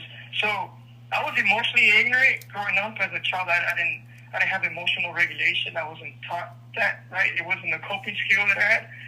So I used anger, the frustration at home. I never mattered. Nobody listened to me. right? I was never rewarded for getting straight A's, right? I mean, I understand now, but as a kid, I didn't understand. So that anger was the fuel that I used to propel me into violent behavior and to be a violent person, right? So today I'm self-aware, so I manage anger, I manage my emotions, I stay morally engaged to others, and I know that as a child, I mean, all the underlying emotions to anger are sadness, disappointment, feeling overwhelmed, feeling lonely, feeling embarrassed, right? I was embarrassed when I had to live in poverty, right? Being abandoned by my father, that left a wound in my soul, in my heart, feeling hurt, helpless, frustration, hungry, grief, anxiety, stress. So all those emotions, right? Shame, guilt, contempt, all those emotions are underlying emotions to anger. I know this now, but back then I didn't know that. And the only outlet was acting out, acting in, violence, joining a gang, committing crime, doing reckless things, being impulsive.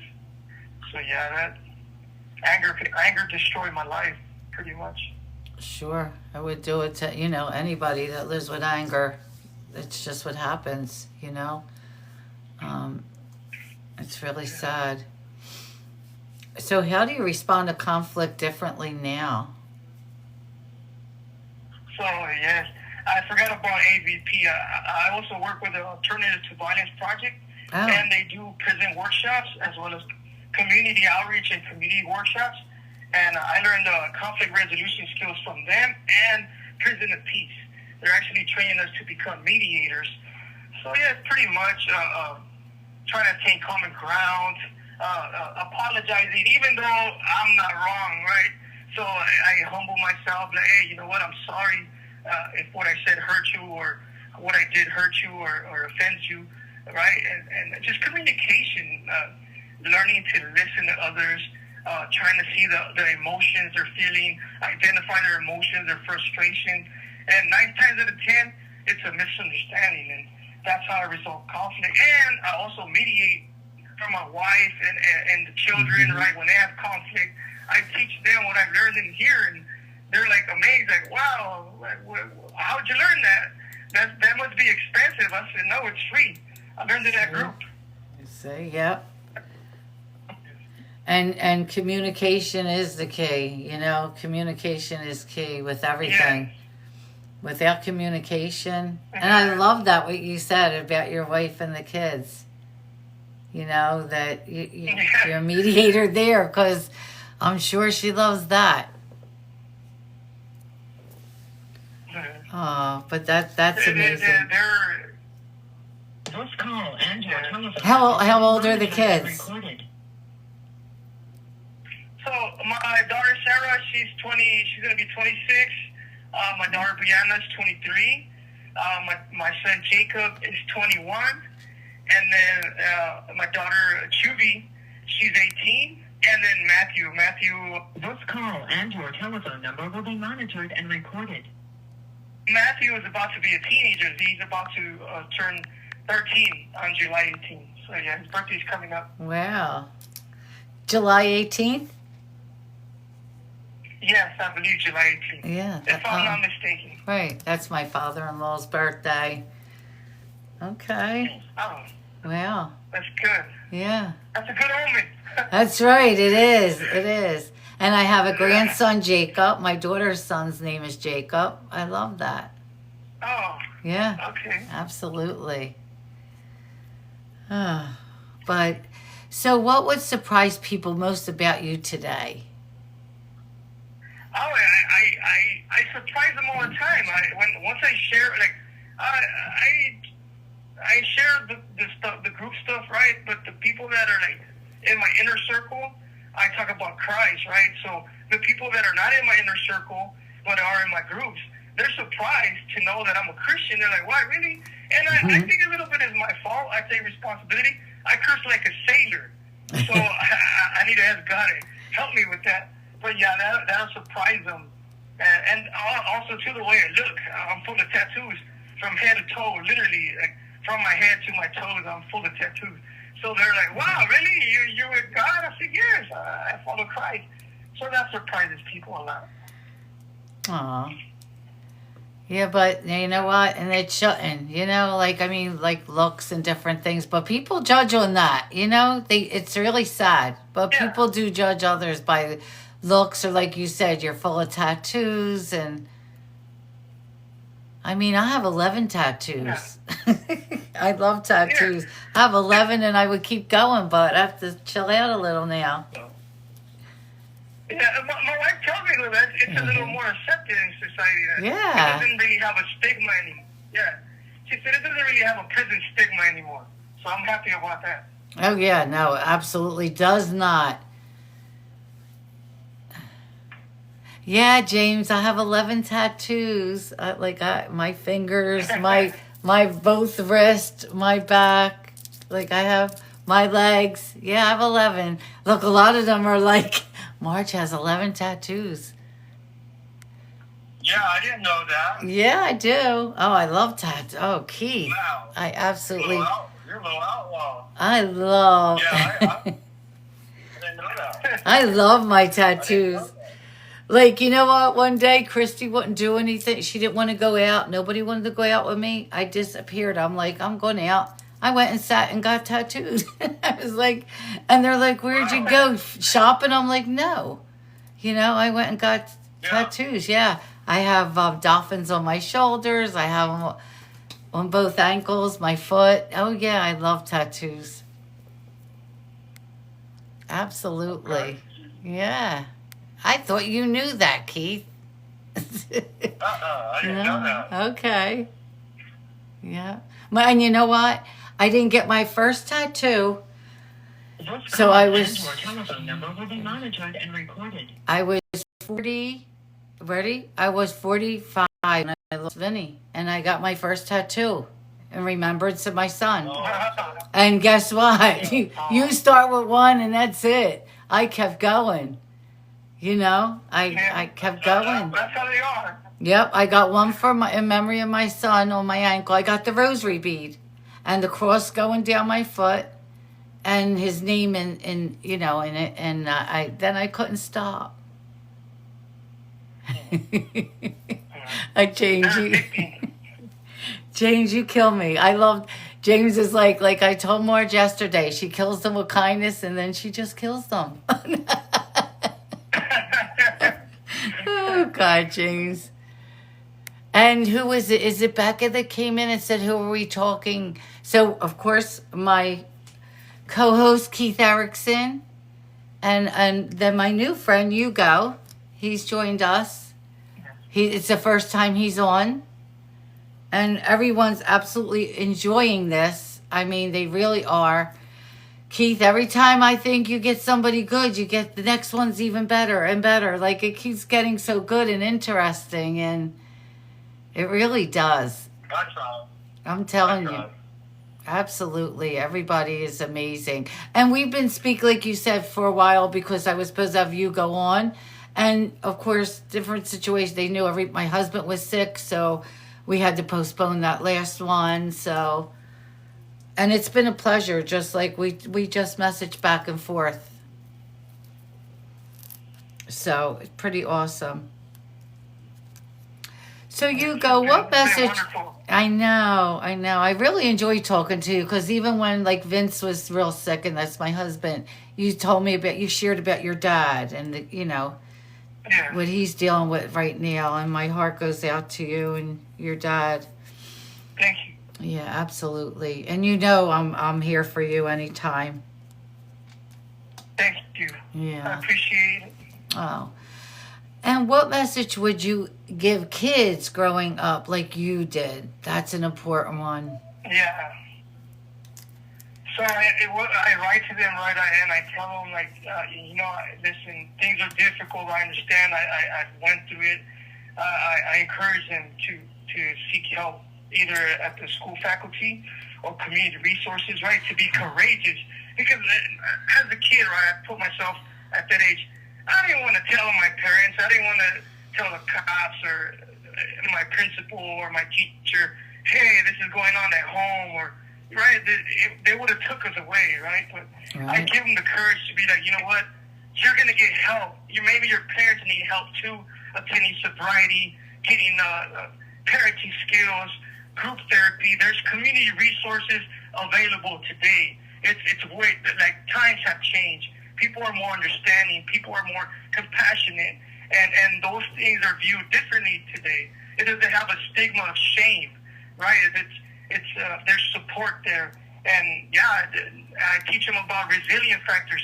And I need to be honest, because the resilient factors, I had an outlet. I didn't have to choose a gang lifestyle, right? My soccer coach, Ramon, my principal, Gil, Mr. Torres, my teacher, Mr. Wright. These are all Christian individuals, right, or spiritual individuals, or just good people that God was placing in my life. I just didn't take the opportunity to listen. I kept everything a secret, and that's right. Bringing everything to the light, it takes courage and it takes encouragement. And I encourage kids to bring that truth to the light, because there's healing in truth, and there's no shame in it. Absolutely. Yep. So if you could talk to your younger self, what would you say?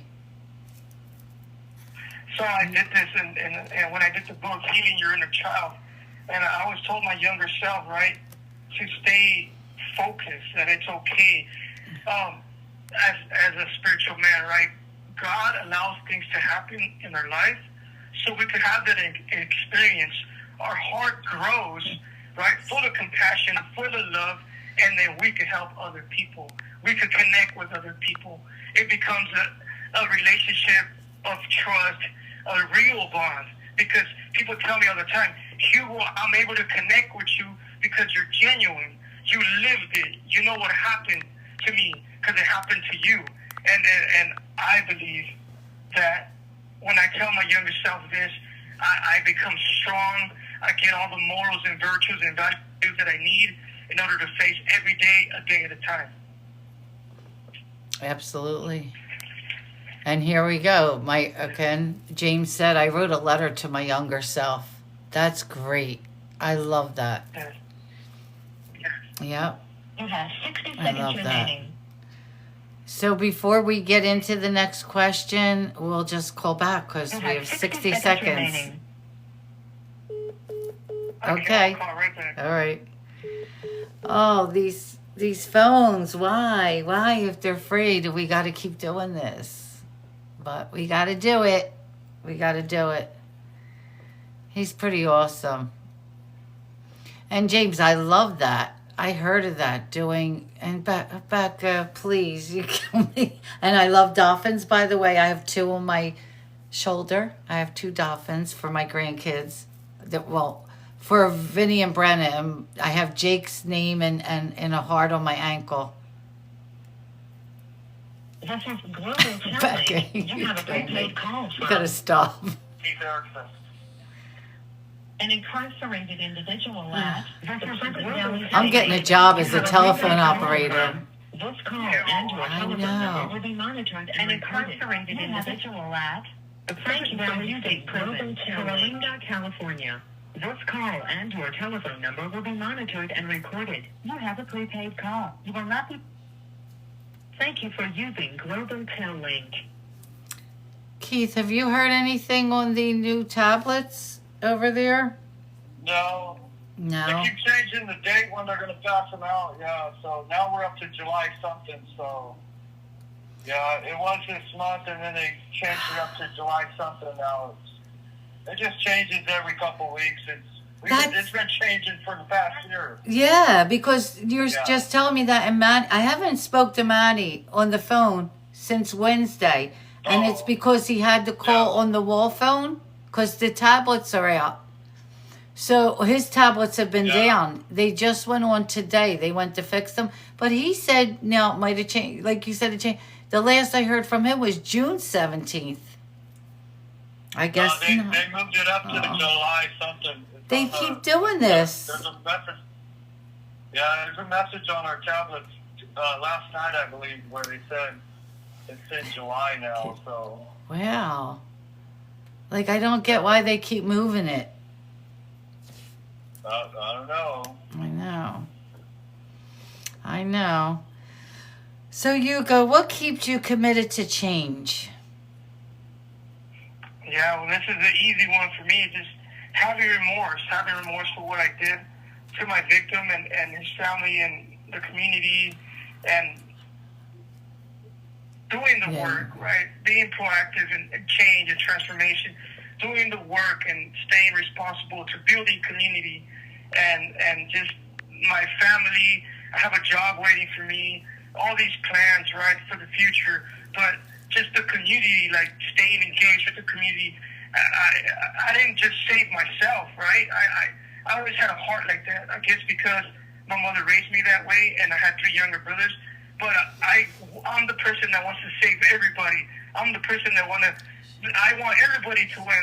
Let's all win. Let's all share in this change and this transformation. Let's all be a good person. Let's all build this community together.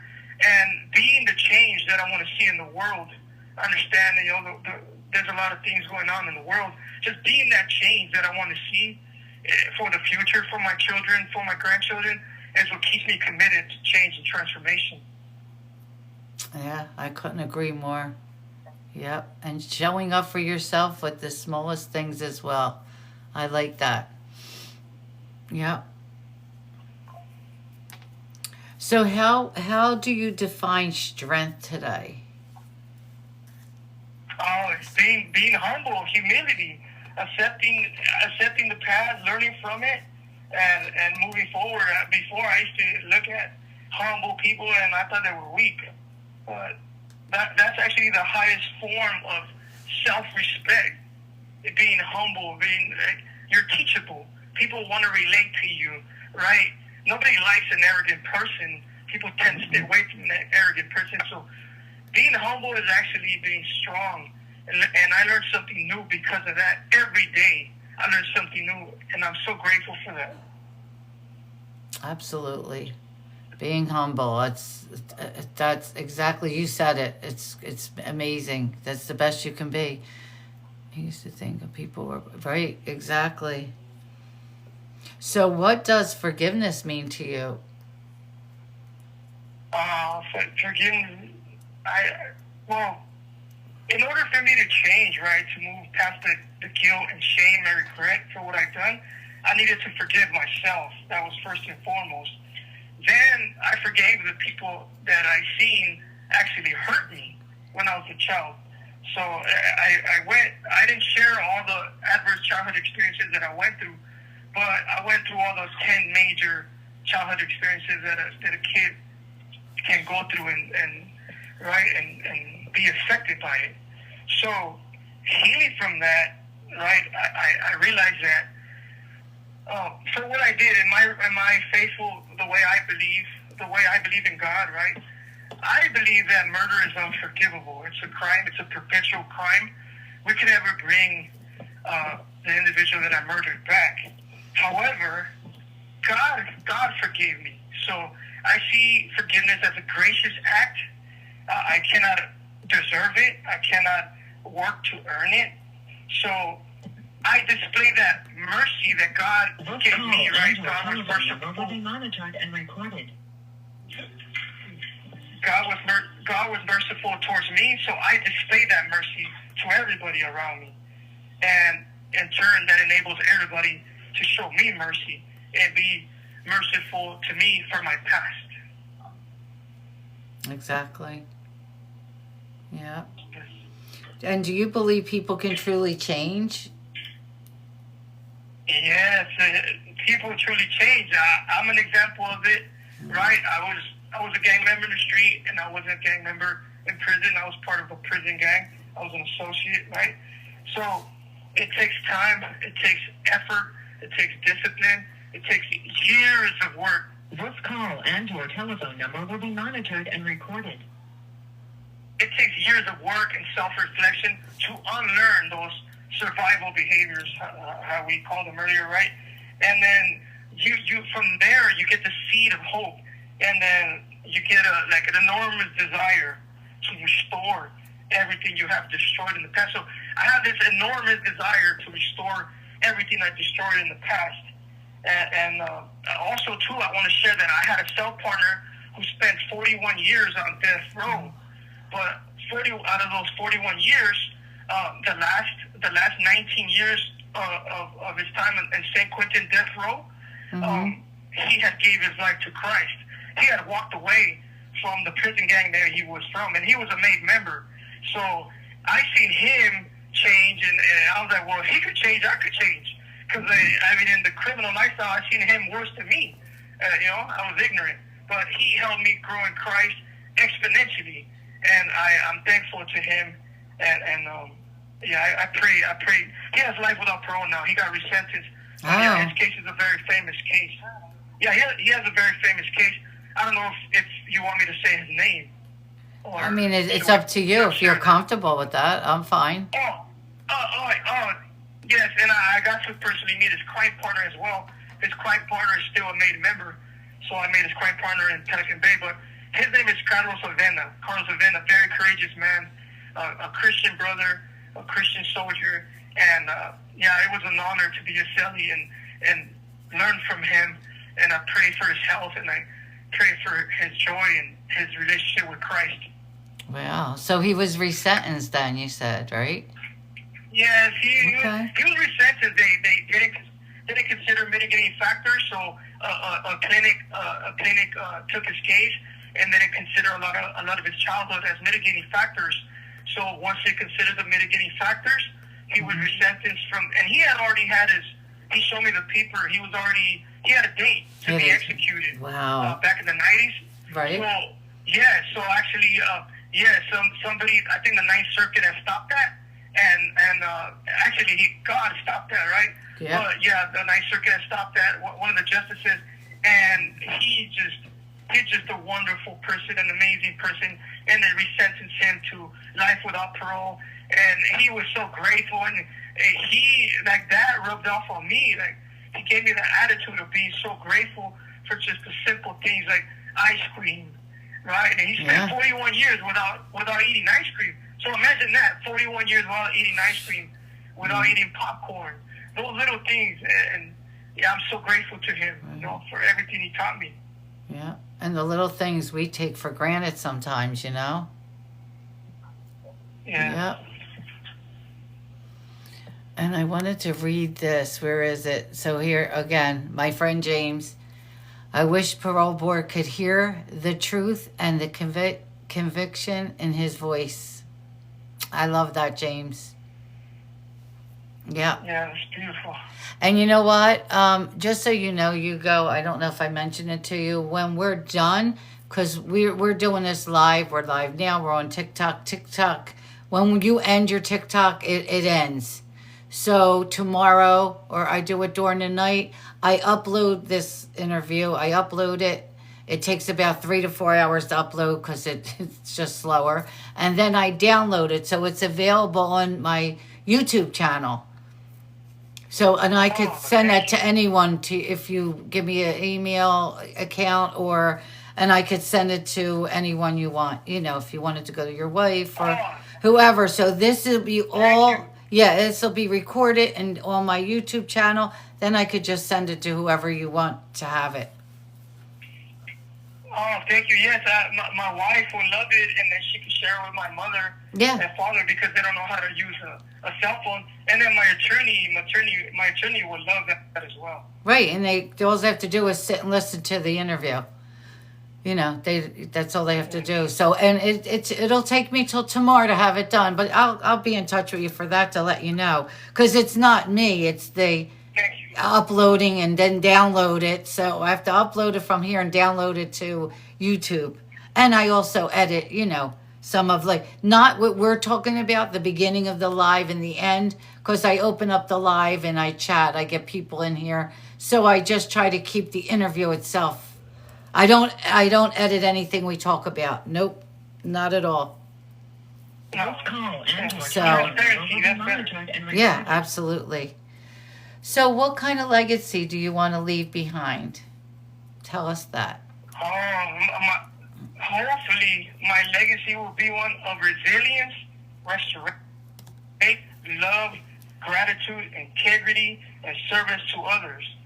I want people that, although I made horrible decisions in the past, right? I'm really genuinely repentant of what I did in the past. And I think about all those people, right? And I pray for their healing.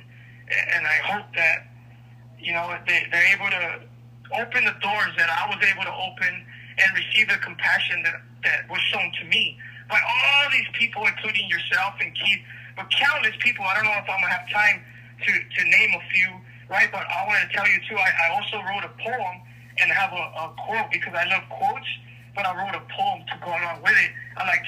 That's what I do as far as catharsis and cathartic exercises. It's one of my coping mechanisms. I write poetry, I write prose, I write music, I draw, I paint, things like that. So, that's it. I want my legacy to be that. And also, too, to quote the Reverend Desmond Tutu, he always said, my humanity is intertwined with your humanity. So, I love that. That right there. So, that as long as right I there. live that way, people will see that. Yeah, and people will see that and realize that, whoa, wait a minute, who is this guy, man? What is he talking about? Yeah, absolutely. And then we have the things that make us feel so most alone have the greatest power to connect us. Okay. Yeah, absolutely. Yeah. Absolutely. And so that goes along with this, right? It goes along perfect with this quote. Keeping baggage from the past will leave no room for happiness in the future. Yeah, absolutely. Yep. Do they have a craft shop and do they sell them? To sell what? I'm sorry, I didn't see that. Do they have a craft shop and do they sell them? Doing my best. I didn't understand that Paintings? one. The paint. Yeah, that's what I'm wondering. Probably the paintings? The paintings? Yeah, probably. Yeah, probably the painting. Yeah. They're probably interested in buying the painting. Yeah. Or poetry. Or poetry. Let me see. And also, while we're waiting for the answer, Keith, Cindy wanted to let you know that her son purchased the coloring books for where he works, and they love it. They love the coloring books. You have 60 seconds remaining. Yeah, that's cool. Yeah. I got a couple extra copies. Yeah, Angel brought a couple copies today.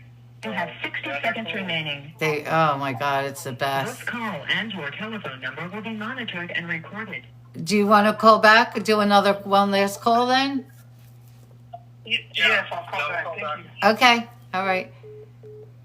That's what I think it was, the poetry. No, I know. And like Keith does paintings and Manny does paintings on skateboards. But the paintings they do for skateboards, they do sell them on Etsy. But that goes towards the dog program. So it's for dogs and it's like for anything the dogs need. Prisons here, techs have craft shops. Oh, really? Earrings. Wait a minute. I didn't know that. Let me get that. I didn't know that. This is Prison's Global here. Tel Link. You have a prepaid call from Keith Erickson. And they sell them belt incarcerated buckles, person earrings. Global Tel Oh Link. my You have a God. prepaid call from Kawalinda, That's- California.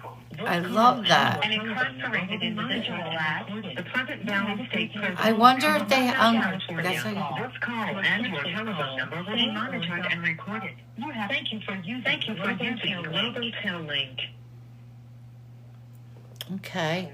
So yeah, so she said prisons here in Texas have craft shops and they sell them. They sell belt buckles, earrings,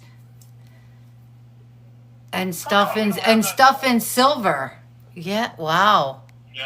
Oh, Yeah, we I didn't know that. You don't have that, right? Corrections over here.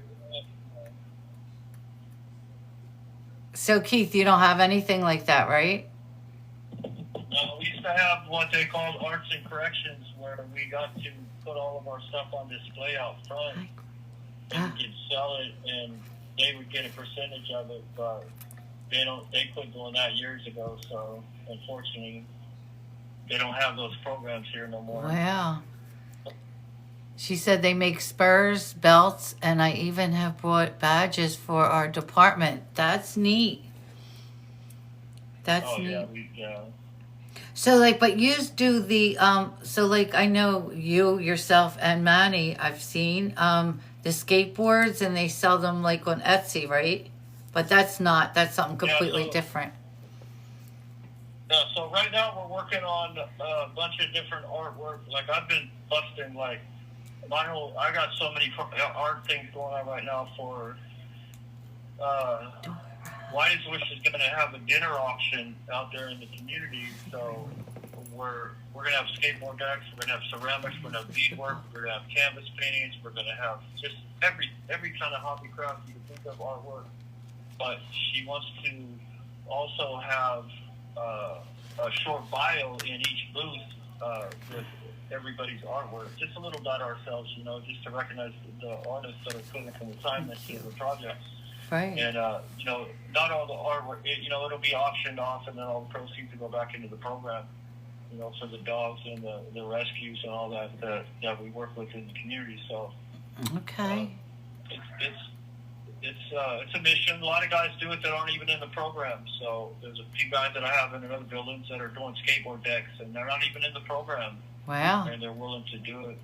Yeah. Which is good, And the coloring book here, I'm showing the coloring book. It's available on Amazon. It's $7.99, and the book is by Keith Erickson, of course, and Manny Garza. And here's the back of it.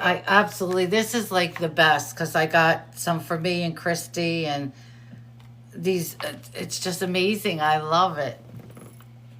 I have to get another one. Yeah, it's all the little things that a lot of people think that they can't do something, or they can't draw, or they can't do this or that. But there's so many little things that you can do that you would be surprised, that actually help support our program. And it doesn't have to be monetary. All I have to do is just showing up every day, like Hugo said, is showing up and putting the best foot forward. And because these programs aren't self-sustainable, they don't just exist because people out there just support them. Like, we have to put our best foot forward in here as well, because we're doing the work. We're doing the day-to-day around the clock work. So we have to. And I remember when you asked Manny to help you with this, and he was so nervous. And me and him talked the one night, and I'm like, try it. Let's see what happens. I'm sure. And look at this. It's amazing. This is just so, just the way these pictures are. I'm showing the book right now. And it does, James, and it says the proceeds from the coloring book go directly towards vet care, emergency medical treatment, spray, neuter, surgery, vaccines, microchipping for the dog. So everything goes directly to Wiley's Wishes. All proceeds of the coloring book. Yep. Goes directly for the dogs to help with that. So I'm excited. Oh, Cindy just ordered one. Thank you. I love that. See? So it's available. The link is in my link tree on my page. And if you can't find it, it's right on my page in my link tree. I keep all Keith's and my stuff is there. If you can't find it, just message me and I'll send it directly to you. So anyone can message me and I'll send it right to you. Absolutely. But yeah, Hugo, I really thank you for coming on tonight. This was great. I really enjoyed this interview with you. Thank you. Yep. We didn't get to talk before it, but I was so glad that, we communicate. This was great. We did speak via message. But this is great. Yes. So you want me to read the quote that I like and then my poem? Yes, please. Let's go.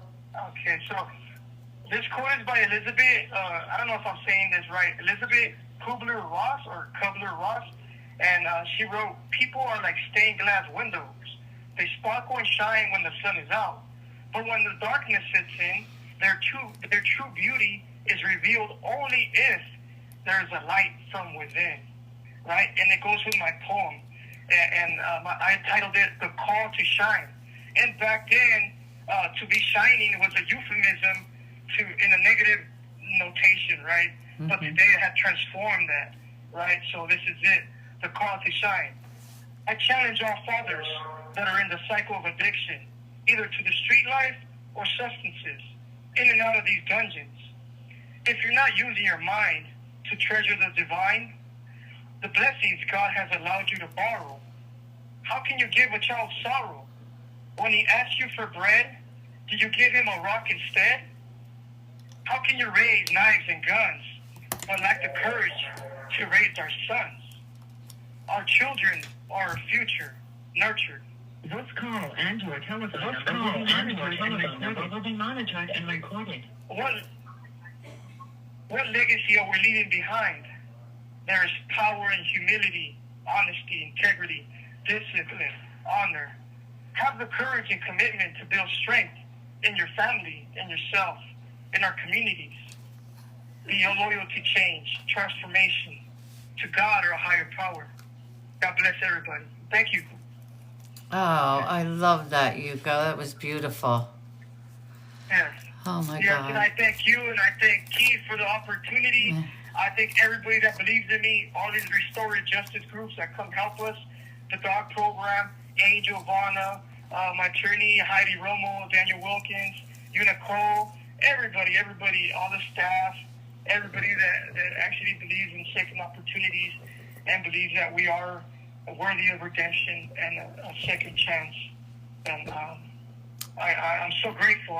Thank you. Absolutely. And everyone's saying yes, and it was beautiful. And Keith, another coloring book. Look at this. Let's go, everyone. Another color. Yours arrives on Monday. See? I need to do more lives just holding up the book and explaining. Another coloring book. I love that. And Hugo, they're saying that was awesome. What a joy to listen to Hugo. I'm just reading comments. What a joy to listen to Hugo. Hugo, that was beautiful. I love that. Oh, my God. The comments are amazing. Thank you, everyone. Thank you so much. We have a great community over here, and I call them my friends or my family because they're all so supportive of everything I do, and Keith with the platform and Charge with Change. I just have amazing people in here all the time. I really do. You know who they are? This call and your telephone number will be monitored and recorded. We call them the Change Gang. The Change Gang? The Change Gang. Instead of the Chain Gang, the Change Gang. The Change Gang. Yep. Oh, yeah, the Change Gang. That's right. My brother in Georgia was part of the Chain Gang. Yeah. The Change Gang. That's right, Keith. I love it. They are still doing that. Yeah, I love it. I love it, Keith. That's beautiful. The Change Gang. I love that. Mickey says best community. That's right. That was great. I know, ML. That was great. I know. Oh. But do you have anything, Keith, that you want to add? No, like I said, I knew you. Just my conversations and interactions with Hugo every day, I knew that it was going to be authentic and genuine. And you know, I needed to say very little tonight. You know, usually I'll jump in and I'll elaborate on other stuff, you know, things that resonate with me. But like I said, everything throughout his story, everything he shared, it all resonates with me, like I said, because, you know, that's one thing is he's a brother that's shared the same journey. You know, we all share a lot of similarities, more so than we do in differences. And, you know, when you start getting past all the trauma and things that have hurt us early on in life and start the healing process, you start to be able to exert that vulnerability and get to know people for who they are. And it's like, you know, we talk a lot about restoration on the show, and that's all it is. It's a restoration of humanity. Like we're getting back to who we're supposed to be, you know, and you know, you always hear the term people should not be judged or remembered by the worst mistake they've made in their life. You know, give people that second chance. that for that redemption. And if they don't know how to show it or find it, like, help them find it. And that's what we do on Charge with Change. We provide the platform, we provide the support, the love, the non-judgmental. That's all we do. We just provide the platform and the support and help you, and that's what we do. We encourage that change because it's contagious. Yeah. It's contagious, and everybody's healing. We're touching hearts and lives of people we may never even see face to face, and yet just because of the fact that we're willing to have that courage and share our stories, people are listening. People are listening, and people are getting that drop in the bucket of faith in their own personal struggles. So. Absolutely. So it was a good stuff tonight. So I appreciate you having you on here too, Hugo, and of course I love you too, Margie, Mama. Oh, I love you. I love what we do, and I love our family that we have out in the community that supports us each week when we are able to be consistent with this every week. Absolutely. So, absolutely. Well, we're back. We are back, and Hugo, thank you, because this was amazing. I really enjoyed tonight. I really did. It flowed. It was so natural. Yeah, thank you. Yeah. Thank you so much. I'm really blessed by all the people, my family, my wife, my mom. Our relationship today is just healthy, and it's loving. I've helped her a lot too. Because she tries to accept too much responsibility for our choices, and I help her deal with that guilt and that shame that she feels from it. So, thank you so much, and thank you, Keith, and I'm grateful, and I really, really appreciate the opportunity to share my truth, and like he said, hopefully a lot of people could receive healing and gain the courage to seek help from whatever they're suffering. Absolutely. And we'll have you back. We'll have you back down the line. Absolutely. I enjoyed it. Oh, thank you. I appreciate it. Thank you. Yes. All right. Well, I'll let you guys go because we're going to be it's going to be 14 minutes soon. I watched the clock comes up during the call. So thank you so much. no problem. And Hugo, Thank you so much. we're going to keep in touch. We'll keep in touch. Okay, thank you. All right. Thank you. God bless you, and I pray for your husband's health. Oh, thank you, and God bless you. Good night, Hugo. Good night. Yeah, we're going to talk about Thank you, Keith. Good night. later on too, Mom. What's that, Keith? I'm sorry. So we're going to talk about those tattoos later on too, Mom. Uh-oh, am I in trouble? Am I in trouble? My son's giving me, he's starting with me now. Uh-oh. I guess I shouldn't. Everybody's laughing, Keith. They're all laughing in the chat. I'm going to have to check. Yeah, I'm going to check you for gang tattoos now. I don't know. I said I could be the queen of Florida. I'm going to have to check that out now. You might be. I don't know. You have 60 seconds. Oh, Lord. All right. I love you. I love you. All right. Guys. I love you all too in the community. So everybody have a good night. All right. Good night. Good night. Good night, Hugo. Thank you. Oh, my God. That's all I had to tell Keith. He's going to be on my case now. I thought he knew, but, and I love it. Now, look, here is someone I never met, and we just connected on this platform. He is my co-host. He calls me Mom. He's my son.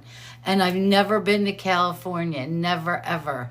But the day that man walks out those doors, I promise you all, I will be there. And everyone's coming with us. Because everyone's coming with us. And I just want to we are going to absolutely be there.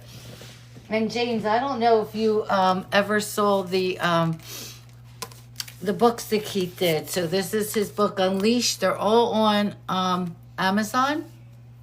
All his books. This is we build this together. And there is a picture of Keith, and that is his dog that he trained in prison, and the dog stays there. That's his dog, Finn. Finn will go home when he goes home. So this is called Unleashed. James, and you know what? if you don't, and this one is amazing. The story of his life, how he got in trouble, trauma unraveled. And these are all on my YouTube, James, so you can just go on there and listen to them. Because when Keith writes a book, and the girls will tell you, when Keith writes a book, he comes on and reads the book. So and I could listen to Keith read for hours. So every book, he read it. Yes, every book. They're on my YouTube channel. I don't know if you have it. Charged with Change. I'll send it to you. You just have to put in earphones, listen to him read. And this is the story of his... He's actually going through tattoo removal. He's going through tattoo removal. He had face tattoos. Look, they do it in prison. His face tattoos are gone. You're back again. And Cindy and Lisa, they'll all tell you. Keith reads every book. Here's another book. Fiona and Finn. These are 2 service dogs. This is his 3rd book. Finn is his dog. Finn stays with him. This is about their journey. And he did all their... Emma... He did all this, he did all the work. Look at this. He did all the artwork in here. And we started doing this a little, like 2 years ago, me and Keith. And then, of course, the book, the coloring book from Keith and Manny. And we started doing this 2 years ago, or just about 2 years ago. And we did meet through a mutual friend, but the mutual friends didn't like that we didn't have thousands of people and we weren't getting a ton of gifts and we weren't putting out our Cash App and trying to raise money. That's not why I do this. I'm not sitting here to ask for anything. I'm just trying to get messages out, and they didn't like that. And they said, you know what, we're going to just end this. They thought Keith was going to be with them. And Keith was like, I'm sorry. And that was one of his dear friends. He walked away from them. Because that's not why we're doing this. And now I am fortunate to have that man call me Mom. Some of and this book belongs to, these are so amazing. Look at this. Look how big they are. And look at all the coloring you can do. And this supports Wiley's wishes. It helps with the dog program. Keith doesn't get a penny. Manny doesn't get a penny. This all goes to help the dogs for microchipping. Angel has a lot going on. Look at these pictures. Keith did these and Manny did these. And it's $7.99. You ordered Unleashed? Oh my God. James, you're amazing. Like I said, you can go listen to them too. See how we don't push for like all the... Look at these pictures. Me and Keith do this like from our hearts. People they said, you know what? We're not making money. We don't want to be on here. And I'm like, what? That's not why we're here. We're not here for money. I'm not here for do I appreciate the gifts? Absolutely. Is that why I'm here? No way. And when the one woman that was doing this with us said, I'm going to put my Cash App for an editing program. I said, oh, no, you're not. Not on my platform. You're not asking for no money. I'll buy you the editing program. But guess what? I do everything myself now anyway. Because she walked away. Look at these. Like, just look at all the coloring. Do you want to know something? For the first time when I showed my husband this, he said to me, because my husband can do art. My husband is a great artist. Well, he was. I don't know anymore, but he was. And he said, I want to do some coloring in these books. I have to get one. I'll give him this one. No, this was the first one, though. This is the first copy. So I am going to order him one because look at this dog.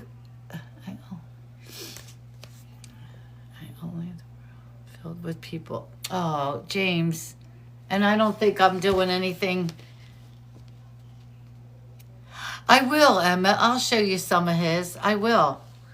And I don't think I do anything special. I just want to help these guys. Like, It breaks my heart. I know. Look at these pictures.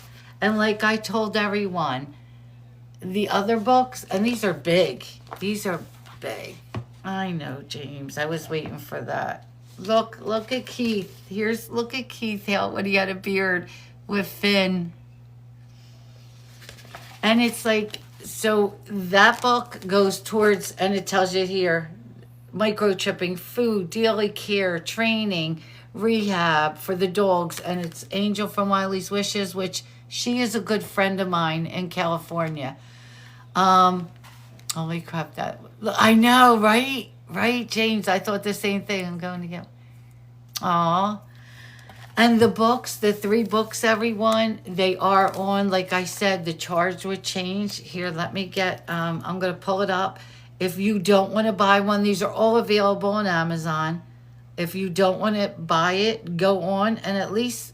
Because you know what? The views help me too. If you go on and you know, just view them and listen to them. So there's Charge with Change on YouTube. And I'll show you absolutely videos. Every interview I ever did. Okay, Cindy. Every interview I ever did. There's me. Look, there's me and Suave. So the books are in here. And Keith. So when I did my first YouTube, the first YouTube is Unleashed. There it is. There's Keith, him reading the book. Then we have Fiona and Finn. The book's there. And a lot of people were here when he read it.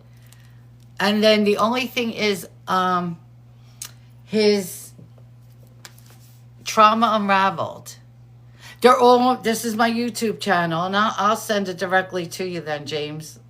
They're all on my channel. Every interview we did, ACES. I even was interviewed by an attorney. Look at that. I was interviewed by Attorney Alley. That's on there. Every interview is here on Charge with Change. So the only thing that's on there are only my prison stuff, only my interviews. I have Jesse's Place Organizations. So the book Unraveled on Keith's life is in 2 parts. It says part 1, part 2. Because a lot of people remember we got cut off that night. The phones went out and everyone didn't want me to read it. They wanted him to read it. But every book, put in your earphones and just go listen to it. Like a lot of the girls here say, they could listen to Keith. See, as soon as Dwayne spoke, this is just him reading. Different. Mom went to board, he said, his voice flat. They granted her parole. I froze. At first, I thought he was joking, but Dwayne didn't joke about things like this. I waited for him to say more, to explain, to tell me something that would make this fit right. So Keith reads all the books. So every time Keith has a book come out, Keith reads the book for us.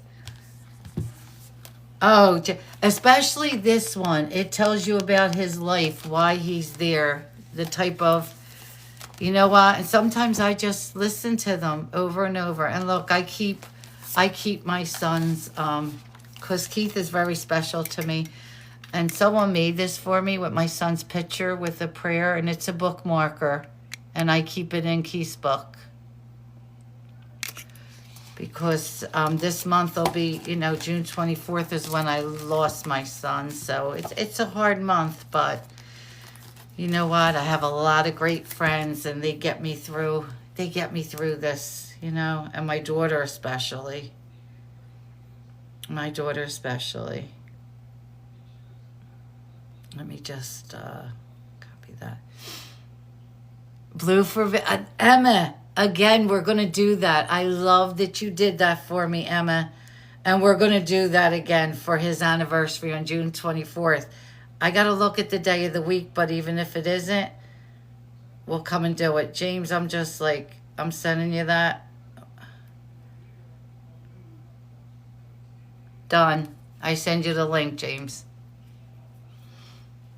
Blue for Vinny. I love that. We did that for his birthday, and it's a Wednesday, okay? So we'll do it again. Thank you, Emma. And I love that idea. Even that, you know what's funny? Great, James. Thank you. like that day, I even made my husband wear blue, and he had no idea then why he was wearing blue. And now, like, he understood. We might even get him to come on some night. We'll see. We'll see. Once he's feeling totally himself. But James, you'll love all the books. They're all there. Keith can read. I'm telling you, he can read, that man. So, like I said, Unraveled is in 2 parts, and it says part 1, part 2. All our aces is on there with Josh and John. The interviews are there.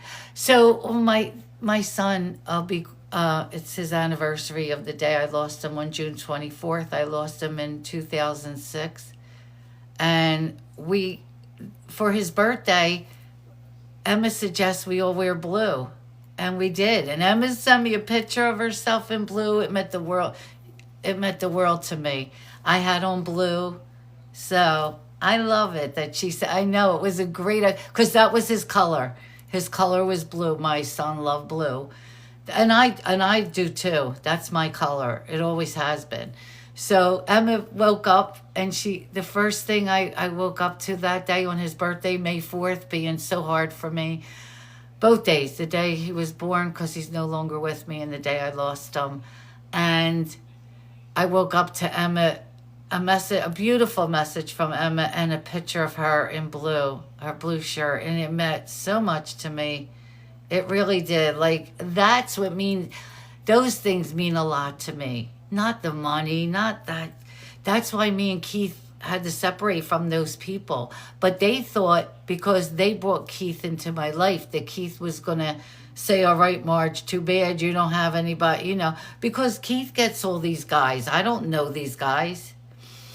I don't know all these guys in prison, so Keith does it. And without him, could we do it? Probably so, but I won't want it any other way. And you hear him. He calls me Mom. He tells me he loves me.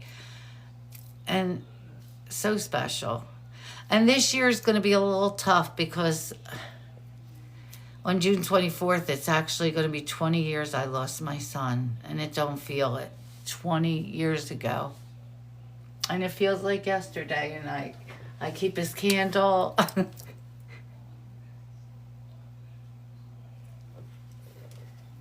And they say it gets better, but guess what? It doesn't. It'll never get better. I will wear, oh, thank you. And I don't want to get emotional right now, but I can't, I'll be honest with you, I can't help it. I'll be wearing blue. Oh, Becca. And my birthday is the next day. And my butterflies. You know that. You know that, Catherine. I wonder if we can get connected. You know what, Emma? I did have some women in prison that we were connected through. I interviewed only one. But guess what? If you want to see that, I do have a connection, Vanessa. And I can do that. If you want to get some content about that, I'll look into it. I absolutely will. I absolutely will. We did have one woman, that was it.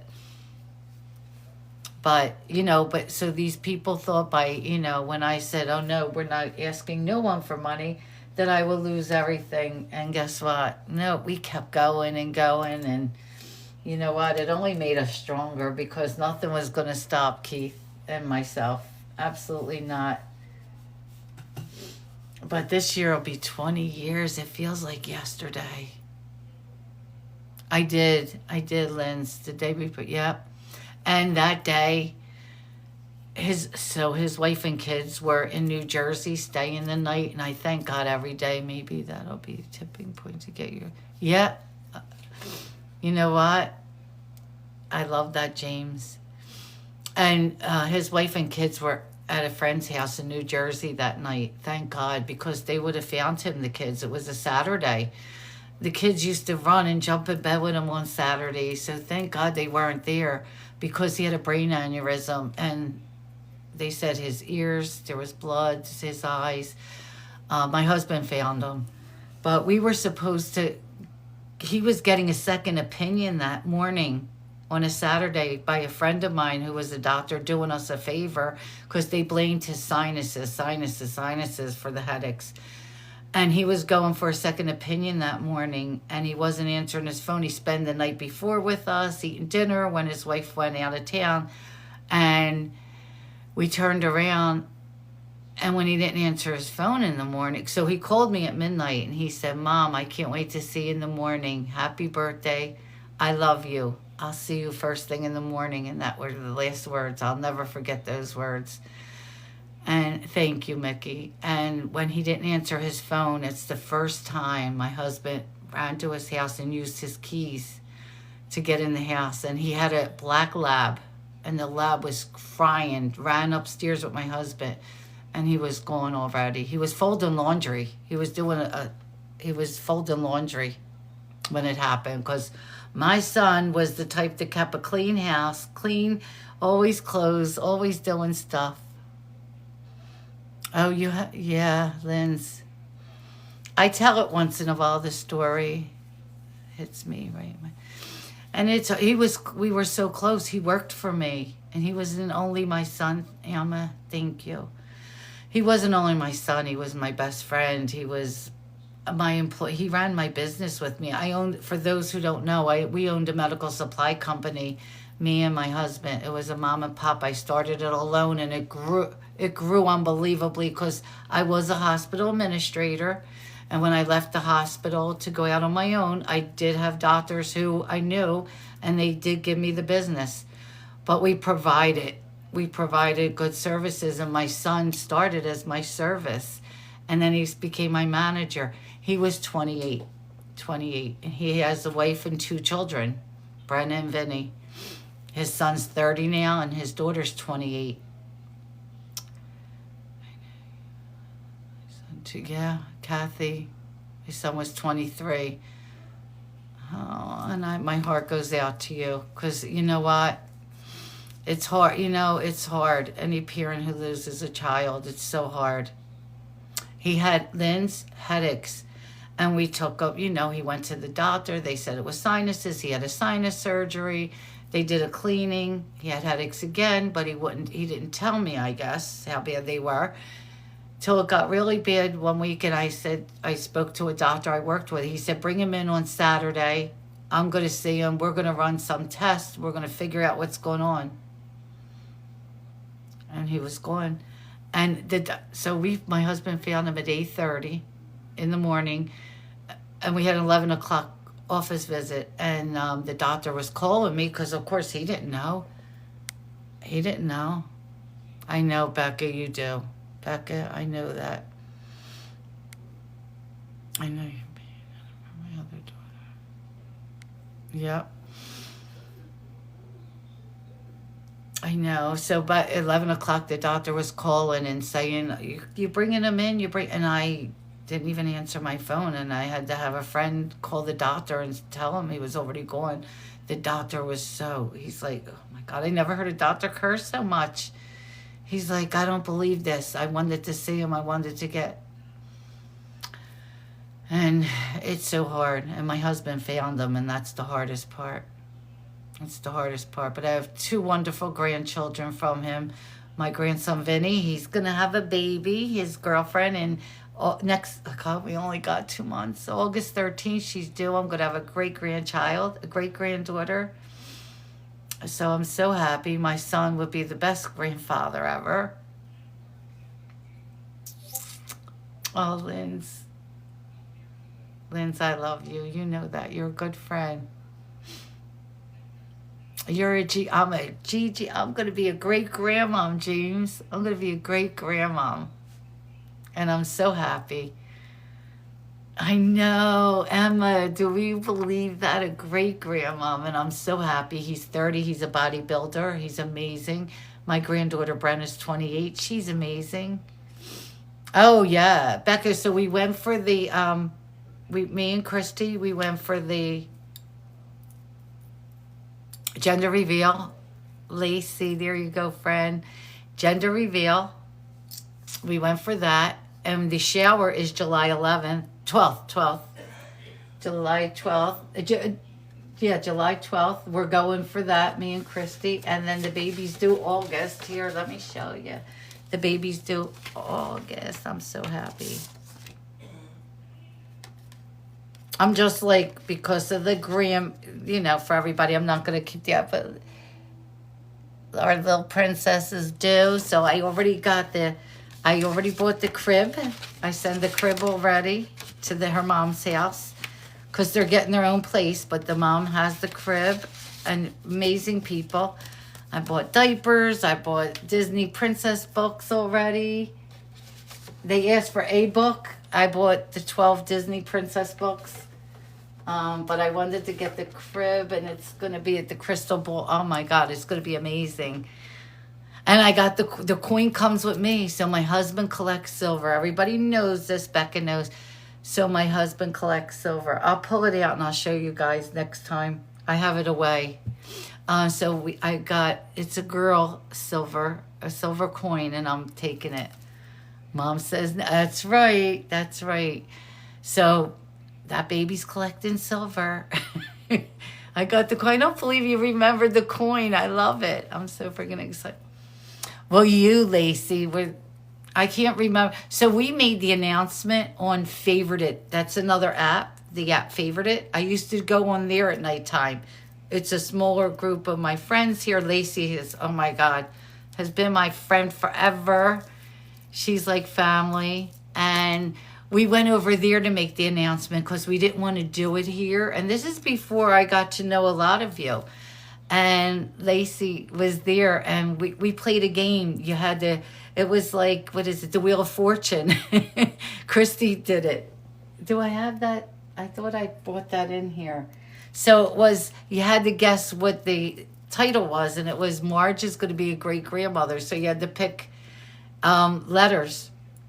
And before it was over, Lacey knew. She came up, she was in tears, but Dash Mom won. Dash Mom got it out first. Lacey wouldn't know. Dash Mom won, and my daughter made a shirt for her. So the winner got a shirt. When you jumped up in the box, I'm like, you knew. But you had to guess what it said. That was my daughter's idea. It was so cute. I got to bring that. I thought I brought it in here. But it's hanging on my refrigerator. Marge is going to be a great grandmom, so I just, I'm so excited. My son would be, oh my God. But he's with us. He's with us. My son's on cloud 9 with that baby. He really is. And I get messages from him, so I'm good. I get all the messages from Dawn. She comes in here, psychic medium. The messages I get, a lot of yous witness it. So I'm good. I talk to my son all the time. The best was when I said to him about my husband when he was sick, and I said, I need a sign that you're with Daddy. Like, I need a sign that you're with your dad and you're taking care of us. And on my live, in front of everybody, I think Emma was here. A lot of yous were here. Remember, Lee? I got a message from the nurse. Your husband will be going to room 504. That's my son's birthday, May 4th. The room. Becca, you were here. Like, come on. Like, what other sign? 504. Why wasn't it 450? I don't know. Something crazy. 504. Oh, it is James all the time. And then I just did it recently when he went in the second time. I said, I need, rightly, Lisa said it. I said, I need another sign. You're taking care of Daddy. And hit 414, he went to room 414, his wife's birthday. Like, come on. Come on. You can't make this stuff up. And I took pictures of the room numbers while we were there. But this year, 20 years he's gone. So, thank you. Yes, he is, Lacey. He really is. And he loved working in the for medical supply, because I was nervous. He was young. He was only 16. And I was like, after school, he would come and work with us. And I would be like, you have to be a special person to work with the elderly sometimes, because they can be miserable. Trust me. When you're sick and you don't feel good, my husband sometimes was real. When you don't feel good, and I would be like, is he going to have the patience? Is he going to be able to do this? But my husband went with him on deliveries. And then after a while, he started doing things on his own. And I'm like, why is it taking you so long to get a delivery done? And he said, Mom, she has no family. I took her trash out. She had no, I bought her water ice. I'm like, what? I'm like, it's taking you an hour to deliver a damn cane. Well, it's so hot out, Mom. I had to get water ice. Mom, I'm doing that. I'm like, okay, I did something right. He did, Becca. He was always helping. When he passed away and I had to tell my patients, the church was full. They were all there. I had one woman on the phone. She passed out when I told her. She passed out. I felt so bad. But he was exceptional kid. He was family oriented. And it was so, they loved him. And I shut my business. I never went back. I never went back in that store. From the day he passed away, I shut it. I closed everything down. We sold everything. The patients, because your patients are yours for life. Your oxygen, your bed patients. We sold them to another company. I couldn't go back. My desk, and I told people here, my girls know, my desk is still packed in there. It says MargeC's desk. God knows what's in there. I can't open it. 20 years later, I can't open it. But someday, just like I can't watch a video of my son, I could show you all his pictures. I can't watch a video. I don't think no. James, my husband had to go in and pack it all up. My husband and my son's friends did it. I could not go back in that store. Yeah. I can't. So I could see his videos. I can't. I mean, I could see his pictures. I can't watch a video. I can't, with his voice and all that, I can't do it yet. I'll see, you can't watch anything. All right. So, yeah, I just can't do it yet. I don't know if I'll ever. Now, Christy shows Jake all their videos from like when she was, because my husband videoed everything. Thank God. Camcorder always on his shoulder, video and because we traveled everywhere. We took them everywhere. Disney, King's Dominion, Virginia, the Poconos. We traveled everywhere with our kids.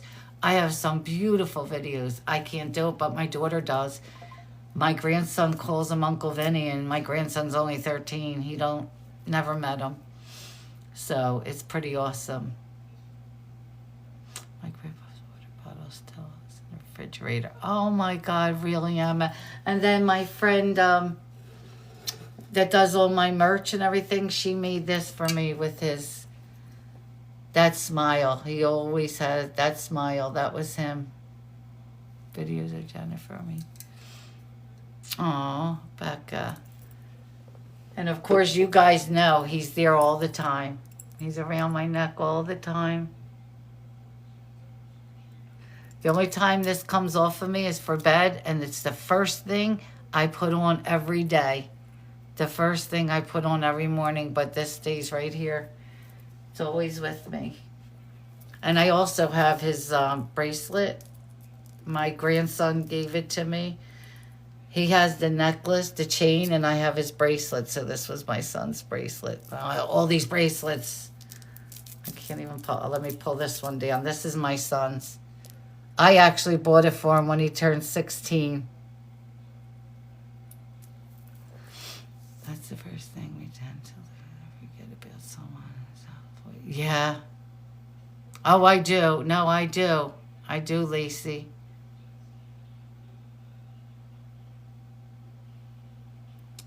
That's it, James. Yes. Oh, my God. And I bought him the chain for around his neck. My grandson has the chain, his son, and he gave me this to wear, so I have this. You know what? I wish I had all that, but I didn't have no voicemail. I wish I did, but you know what? He's in my heart, He's in my heart. I wish I could remember Oh, I remember my son's voice. I do. So hard I started recording. Yep. I love that. And now I record everything just to have those memories. And like I said, Christy can sit and listen to it. I can't. You got booted. Oh no, Linz. That's crazy. This app needs to straighten out. But you know what? I was very fortunate to have really 2 fabulous kids. And then I have 3 amazing grandkids, 3 amazing grandchildren. I am so fortunate.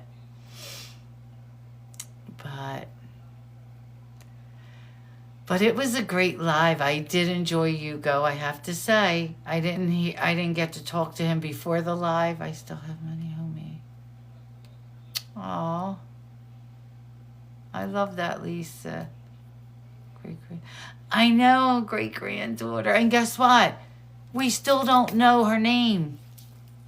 My grandson won't tell me.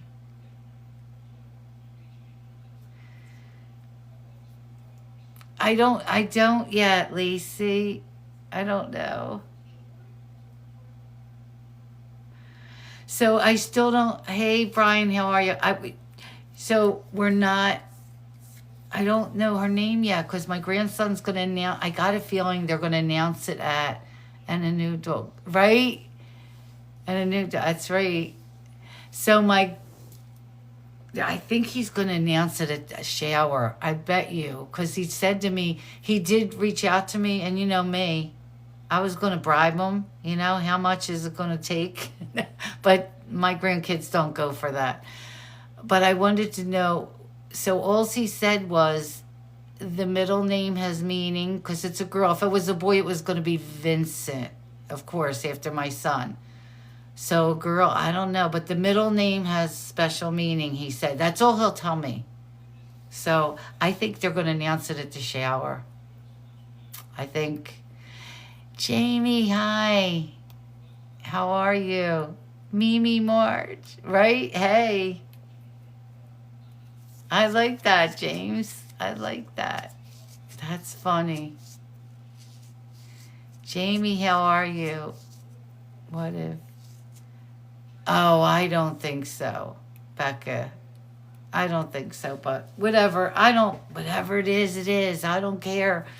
I'm just excited. My grandson's 30. Come on. It's about time. I'm good celebrating my birthday early. What are you out? Are you out celebrating? Your husband just signed off. And you remember, Jamie, right? You share a birthday with my husband. Vince's birthday is the 10th, and so is my friend's Lynn's. She's in here. Her birthday, I just found out, is June 10th. And Jamie, for those of you that don't know, that's Keith's wife there. Gigi, I like that. I do like that, James. I like Gigi. Your husband's June 12th. So Keith's wife, Jamie, my husband, Vince. What are the chances? Are June 10th, and there's Lynn's June 10th. So Lynn's, Jamie is Keith's wife. Lacey, Christy said she thinks it's going to be something like Vienna. Yeah, Christy thinks the middle name. And happy early birthday. And my birthday is June 25th. And I showed the coloring book tonight again, and we're selling coloring books over here. And my friend James bought Unleashed, I think. Unleashed he bought.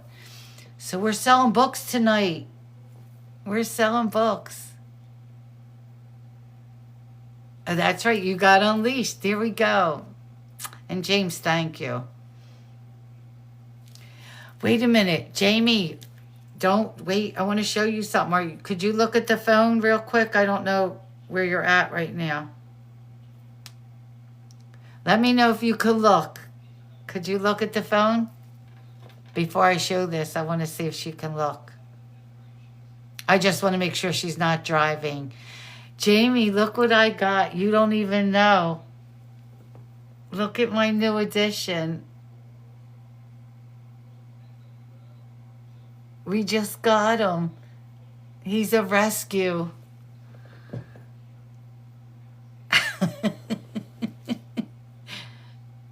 Oh my God, right? Cappy Cam.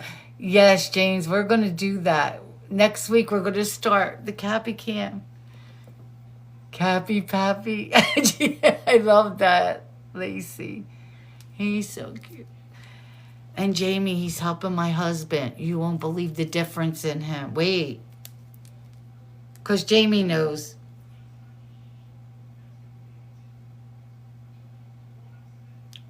Wait a minute. Where's the picture? Look where my husband is. He's on the floor.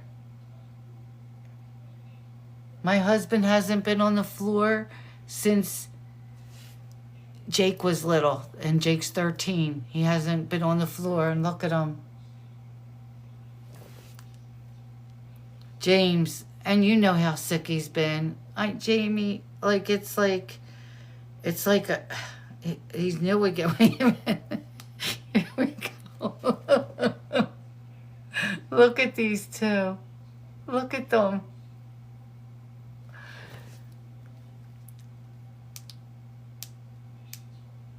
He's like, you could have made me fix my shirt and everything. I'm like, no, I don't have time. I don't have time. Because I had to capture that. Look at that dog. Oh my God, Becca. Becca loves that. 2 peas in a pot. Right, Lacey, he loves them.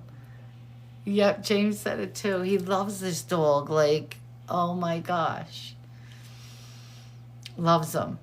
And I don't know. Lacey, were you in? I think you know, Lacey. They started my husband on those Manjaro shots. So I got to give it to him tomorrow. I'm a nervous wreck. That's Christy's job. I don't know why I'm nervous. It's in the pen. It's the pen, so it's easy. I'm a nervous wreck. I don't like needles. I really don't like needles. Okay, let me shut this off.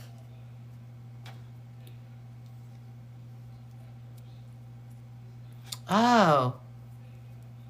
Okay. Oh, all right. They're, you know, a pen. You don't like needles, but somehow I know. That's so crazy, James. I'm even petrified. What makes you... Wait a minute, James. When they give me the flu shot, the only one I get is like the flu shot. You got to see me. My doctor cracks up because I hold my arm out and I'm like flinching. Blood work? Oh my God. I got to psych myself, but don't worry about my tattoos. Tattoos don't hurt. It's a different needle. I'll send you pics. Oh my God. Yes. Yes, Jamie. You got to see when I just get the shot for the flu shot, how I act. Oh my God. You would think they were doing surgery. Like I hold my arm, I tense up, and then of course it's not good to do that. I can't breathe or nothing, but I have 11 tattoos. I don't believe Keith didn't know that. You know which one hurt me the worst? This one. This hurt the worst. None of them. This hurt. It's all bone. You crack me up. I know. I'll go get a tattoo tonight if you want. Anybody here want to get a tattoo? I'm going, but don't tell me I'm getting a flu shot. No, no, no. I know. I love this tattoo, but it hurt. I was cursing the guy out. I'm removing my tattoo. Aw. You're removing your tattoos? I'm down. I know, right, James? If we lived close to each other, we would be in trouble. Let's go. I'm down. Tires. I love that, James. And you're in trouble. I know. For Keith not knowing. Now he's gonna start with me. Watch. Jamie, tell your husband go easy on his mom over here. I know. Keith's like, we need to talk. We need to talk. I got some. Oh, okay. My niece is 30. Oh my God, Becca. James. Oh my God. I know. I don't know. If you ask me to go get it, I'll go get a tattoo tonight, but don't ask me to get a flu shot. Thank you. You know, I don't do nothing. I'm a little bit more. So I have these nails and my daughter has on a pretty pink. We're the total opposites. Me and my daughter are nothing alike. She said to me, Mom, it was very hard raising you. Running from the doctor like she's got warrants. Oh my God, James. I love that, James. You crack me up. Me and my daughter says all the time, Mom, it was so hard raising you. Oh, James. That was a good one. I like that one.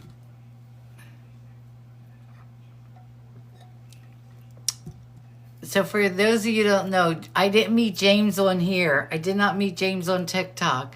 James is working on something with me for someone who's incarcerated. We met through someone who was incarcerated. We didn't meet on here. James actually reactivated his account to come and watch my lives because he wasn't on here. And he's been an amazing friend. He's a night owl like me, so we get to talk all hours of the night. We won't think of like messaging each other 2, 3 in the morning. So yeah, James, I wanted to let my friends know that, yeah, we didn't meet on TikTok. We're real friends. We never met in person, but we're real friends. We're going to meet in person.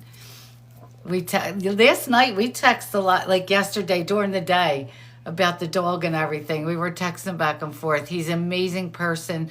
The work he's doing for someone that's incarcerated and helping his family, myself, and he's just been amazing. He really is. Charger change. That's right. That's right. Charger change. Chain gang. I love it. ML, he's probably, and he's out there in Cali.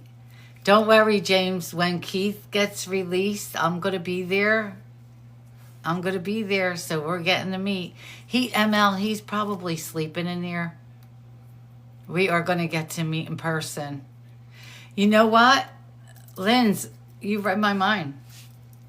I'm going to talk to James. We're family here. Whenever you want, if you want to come up, and I told you, whatever you want to do, we could even do it on the phone. You don't even have to get in the box. You could call in. If you ever want to tell a story, I know James' story, but it's for him to tell. Dang nabbit, I just got called out.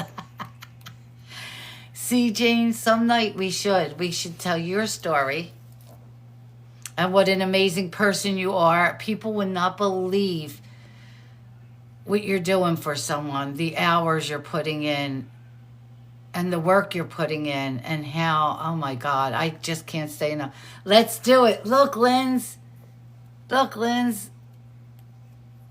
He'll do it. I'll schedule it I'll talk to him. You know what, too? You know what I loved about James, too? Peer pressure. He could come in the box. He can do whichever way he's comfortable. Me and him will plan it. We will plan it. Just me and James will do it together. It'll be like not part of any, challenge accepted. I love that. And he's amazing. Like, I've spoke to him on the phone. Easy to talk to. The first time we spoke on the phone was like I knew him forever. And like I said, he's dedicating a lot of hours to helping someone, and which is helping me, which is helping a family. And just like I'm doing things with Suave, and you all know that, and I needed some information, and I mentioned it to him, and you know what James said to me? Done. I got you. And it was done. What I needed, some research for Suave and myself, what we're doing. James, right there, right above you. And he just jumped in and helped me. And I met him through someone who's incarcerated. He's not incarcerated. He's out. But I had $5 million bill. I had a fun. Did you all read this? Yeah, right, James? You did. He had a $5 million bill.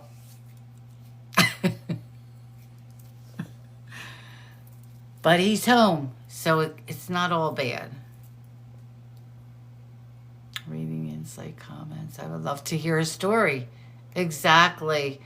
Oh my God. I know. James. Well, I know James. I don't know if they know, but I know. We spoke. And I love his comments, and I told him he could get in the box next week with Suave and John. Like he's such an awesome person. And maybe have my twin. Oh my God, that's right. And he has a twin, ladies. Yep, he has a twin brother.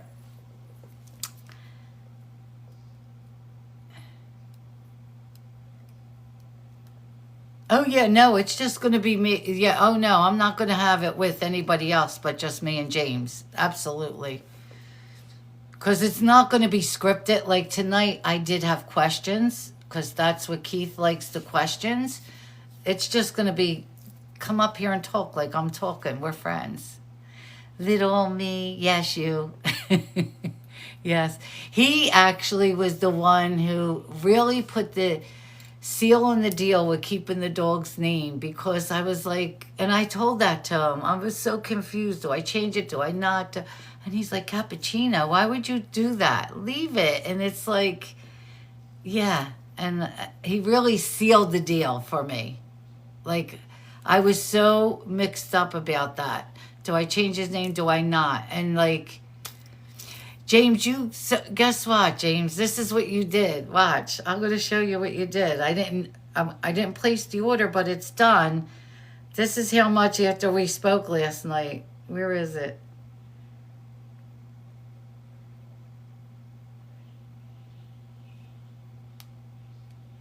This is how much you sealed the deal. He's actually getting his dog tag with his name on it. I designed it and all. I have something on him. Don't think I don't. I have, I ordered a tag the day he got home with a barcode on. So it is registered, the barcode, but I didn't order the name tag itself until today. Yep, that's right. In stone. I have everything right there. Yep. And that, you did that because I was so unsure. Do I change it? Do I not? Do I change it? And James, refresh my memory. Your twin lives here in Florida, right? Your twin brother lives here in Florida and you're out there. I'm pretty sure I'm right with that. So see, James has a reason to come visit me.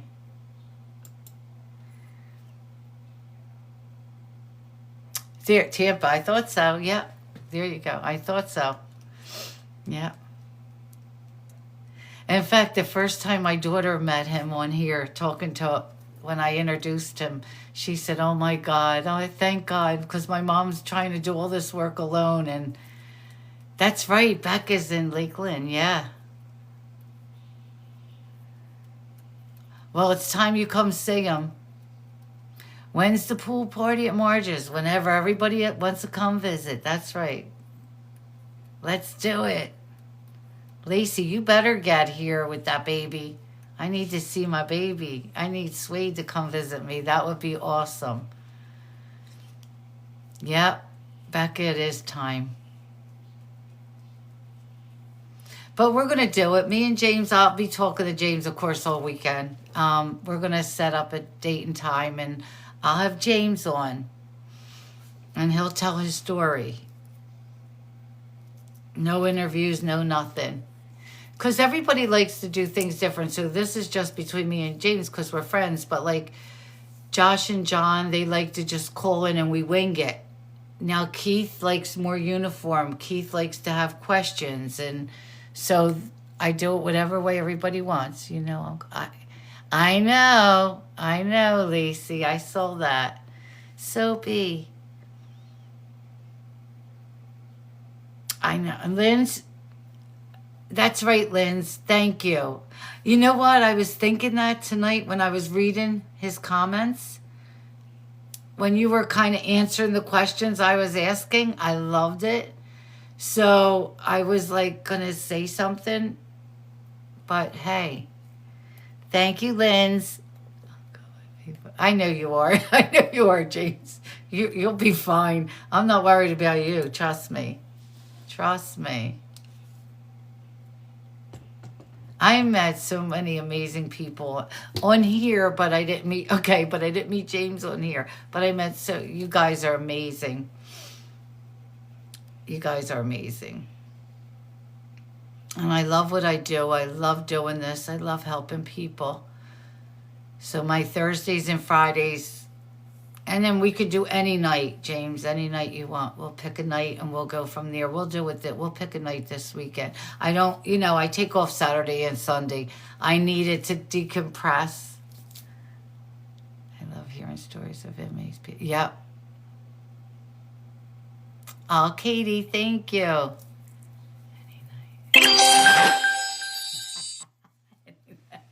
Any night that ends in Y. I can't with you.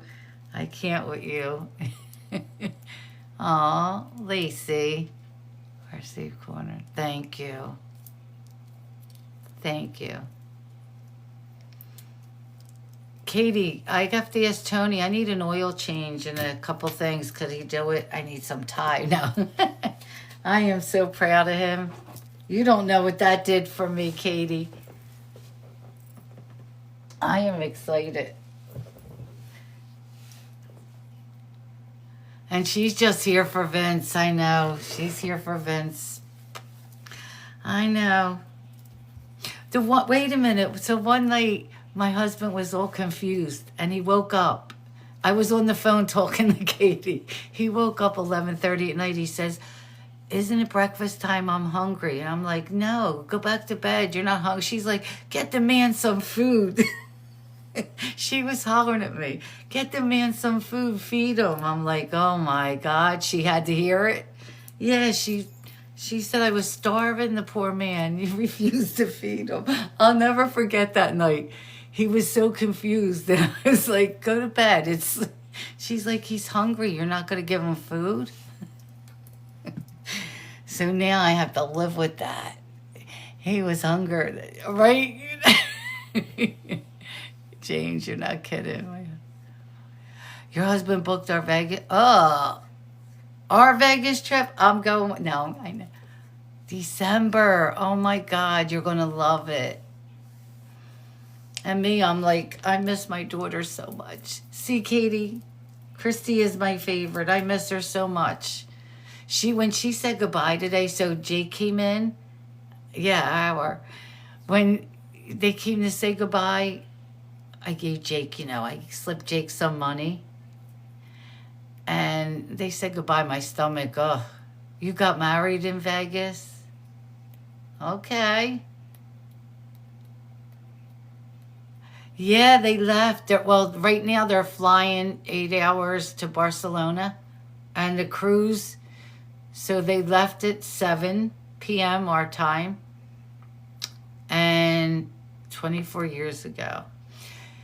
And they'll be in Barcelona at 8 o'clock in the morning. And then they stay there till Sunday. And Sunday they get on the cruise ship. And they go to Italy, Spain, France, all the fun stuff.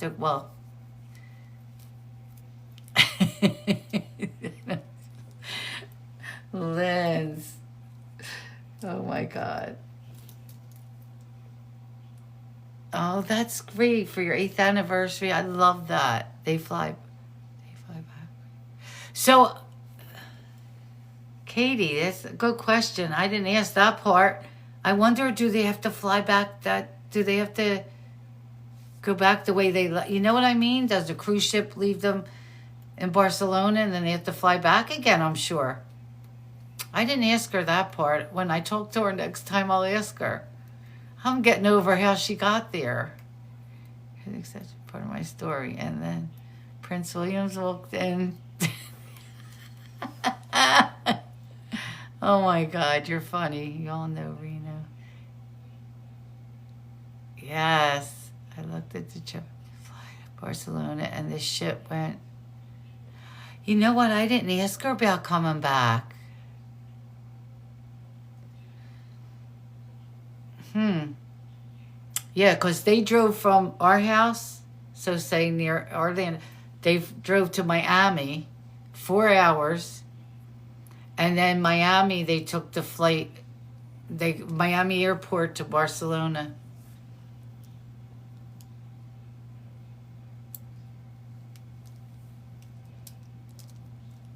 I have all that, Alma, but I didn't the return, I didn't do that.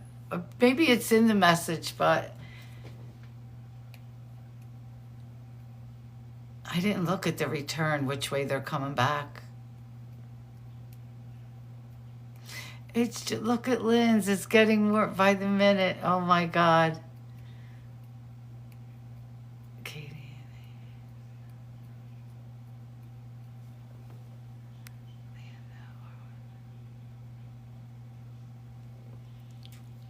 Probably the cruise ship. I know. Well, their car's in Miami. I know that. Their car's at Miami Airport.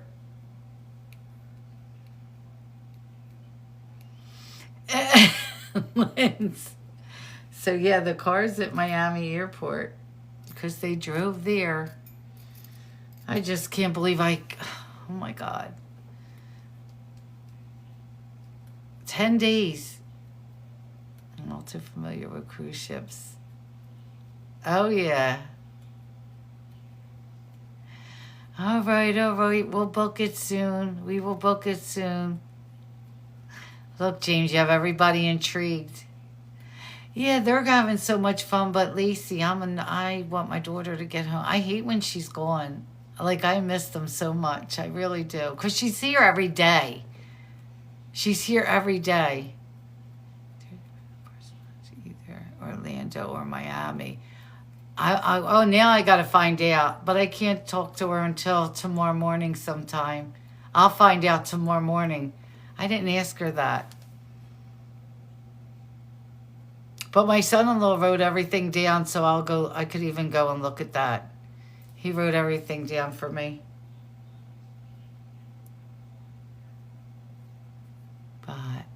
Well, I am going to call it a night. It is 11 o'clock. Hopefully I hear from Manny. Let's look. Wait, let's see. Or the phone. Oh, his tablet's lit. His tablet's lit. So I probably will get a call. The tablet wasn't working, so his tablet is lit up. So I'll talk to Manny. I haven't talked to him since he went to board on Wednesday. No, I'm not. Becca, they send him the dog goes to a dog hotel because he won't stay. He has to be with other dogs and doing activities because he'll just be crying at their house. He will not stay. Oh, Lacey, thank you. I love you. All right, everyone. James, good night. I will talk to you probably later. Probably later or tomorrow. I'll talk to you. But thank you, everyone. It was a great night. I enjoyed the interview with Hugo. I really did. I really enjoyed. I know, James. I really enjoyed the interview with him. I thought he was great. A great speaker. I enjoyed everything he had to talk about. My heart was breaking listening to his story, but to hear how he healed, how he's healing is truly amazing. We will see you on Monday. That's right. I will see you on Monday. I am going to enjoy my weekend in the pool. I am going to be in my yard all weekend. So if you need me, just reach out to me. I'll get back to you. No, I'll be in the pool. We're going to see how the dog is. So everyone have a good night. Enjoy your weekend. I love you guys. I appreciate each and every one of you. And I will see you all on Monday. I'm going to see. We'll do Manny Monday maybe. We'll do that. And please, thank you to my mods for everything. I appreciate everything you do for me. I really do. I couldn't do this without you guys. So thank you for that.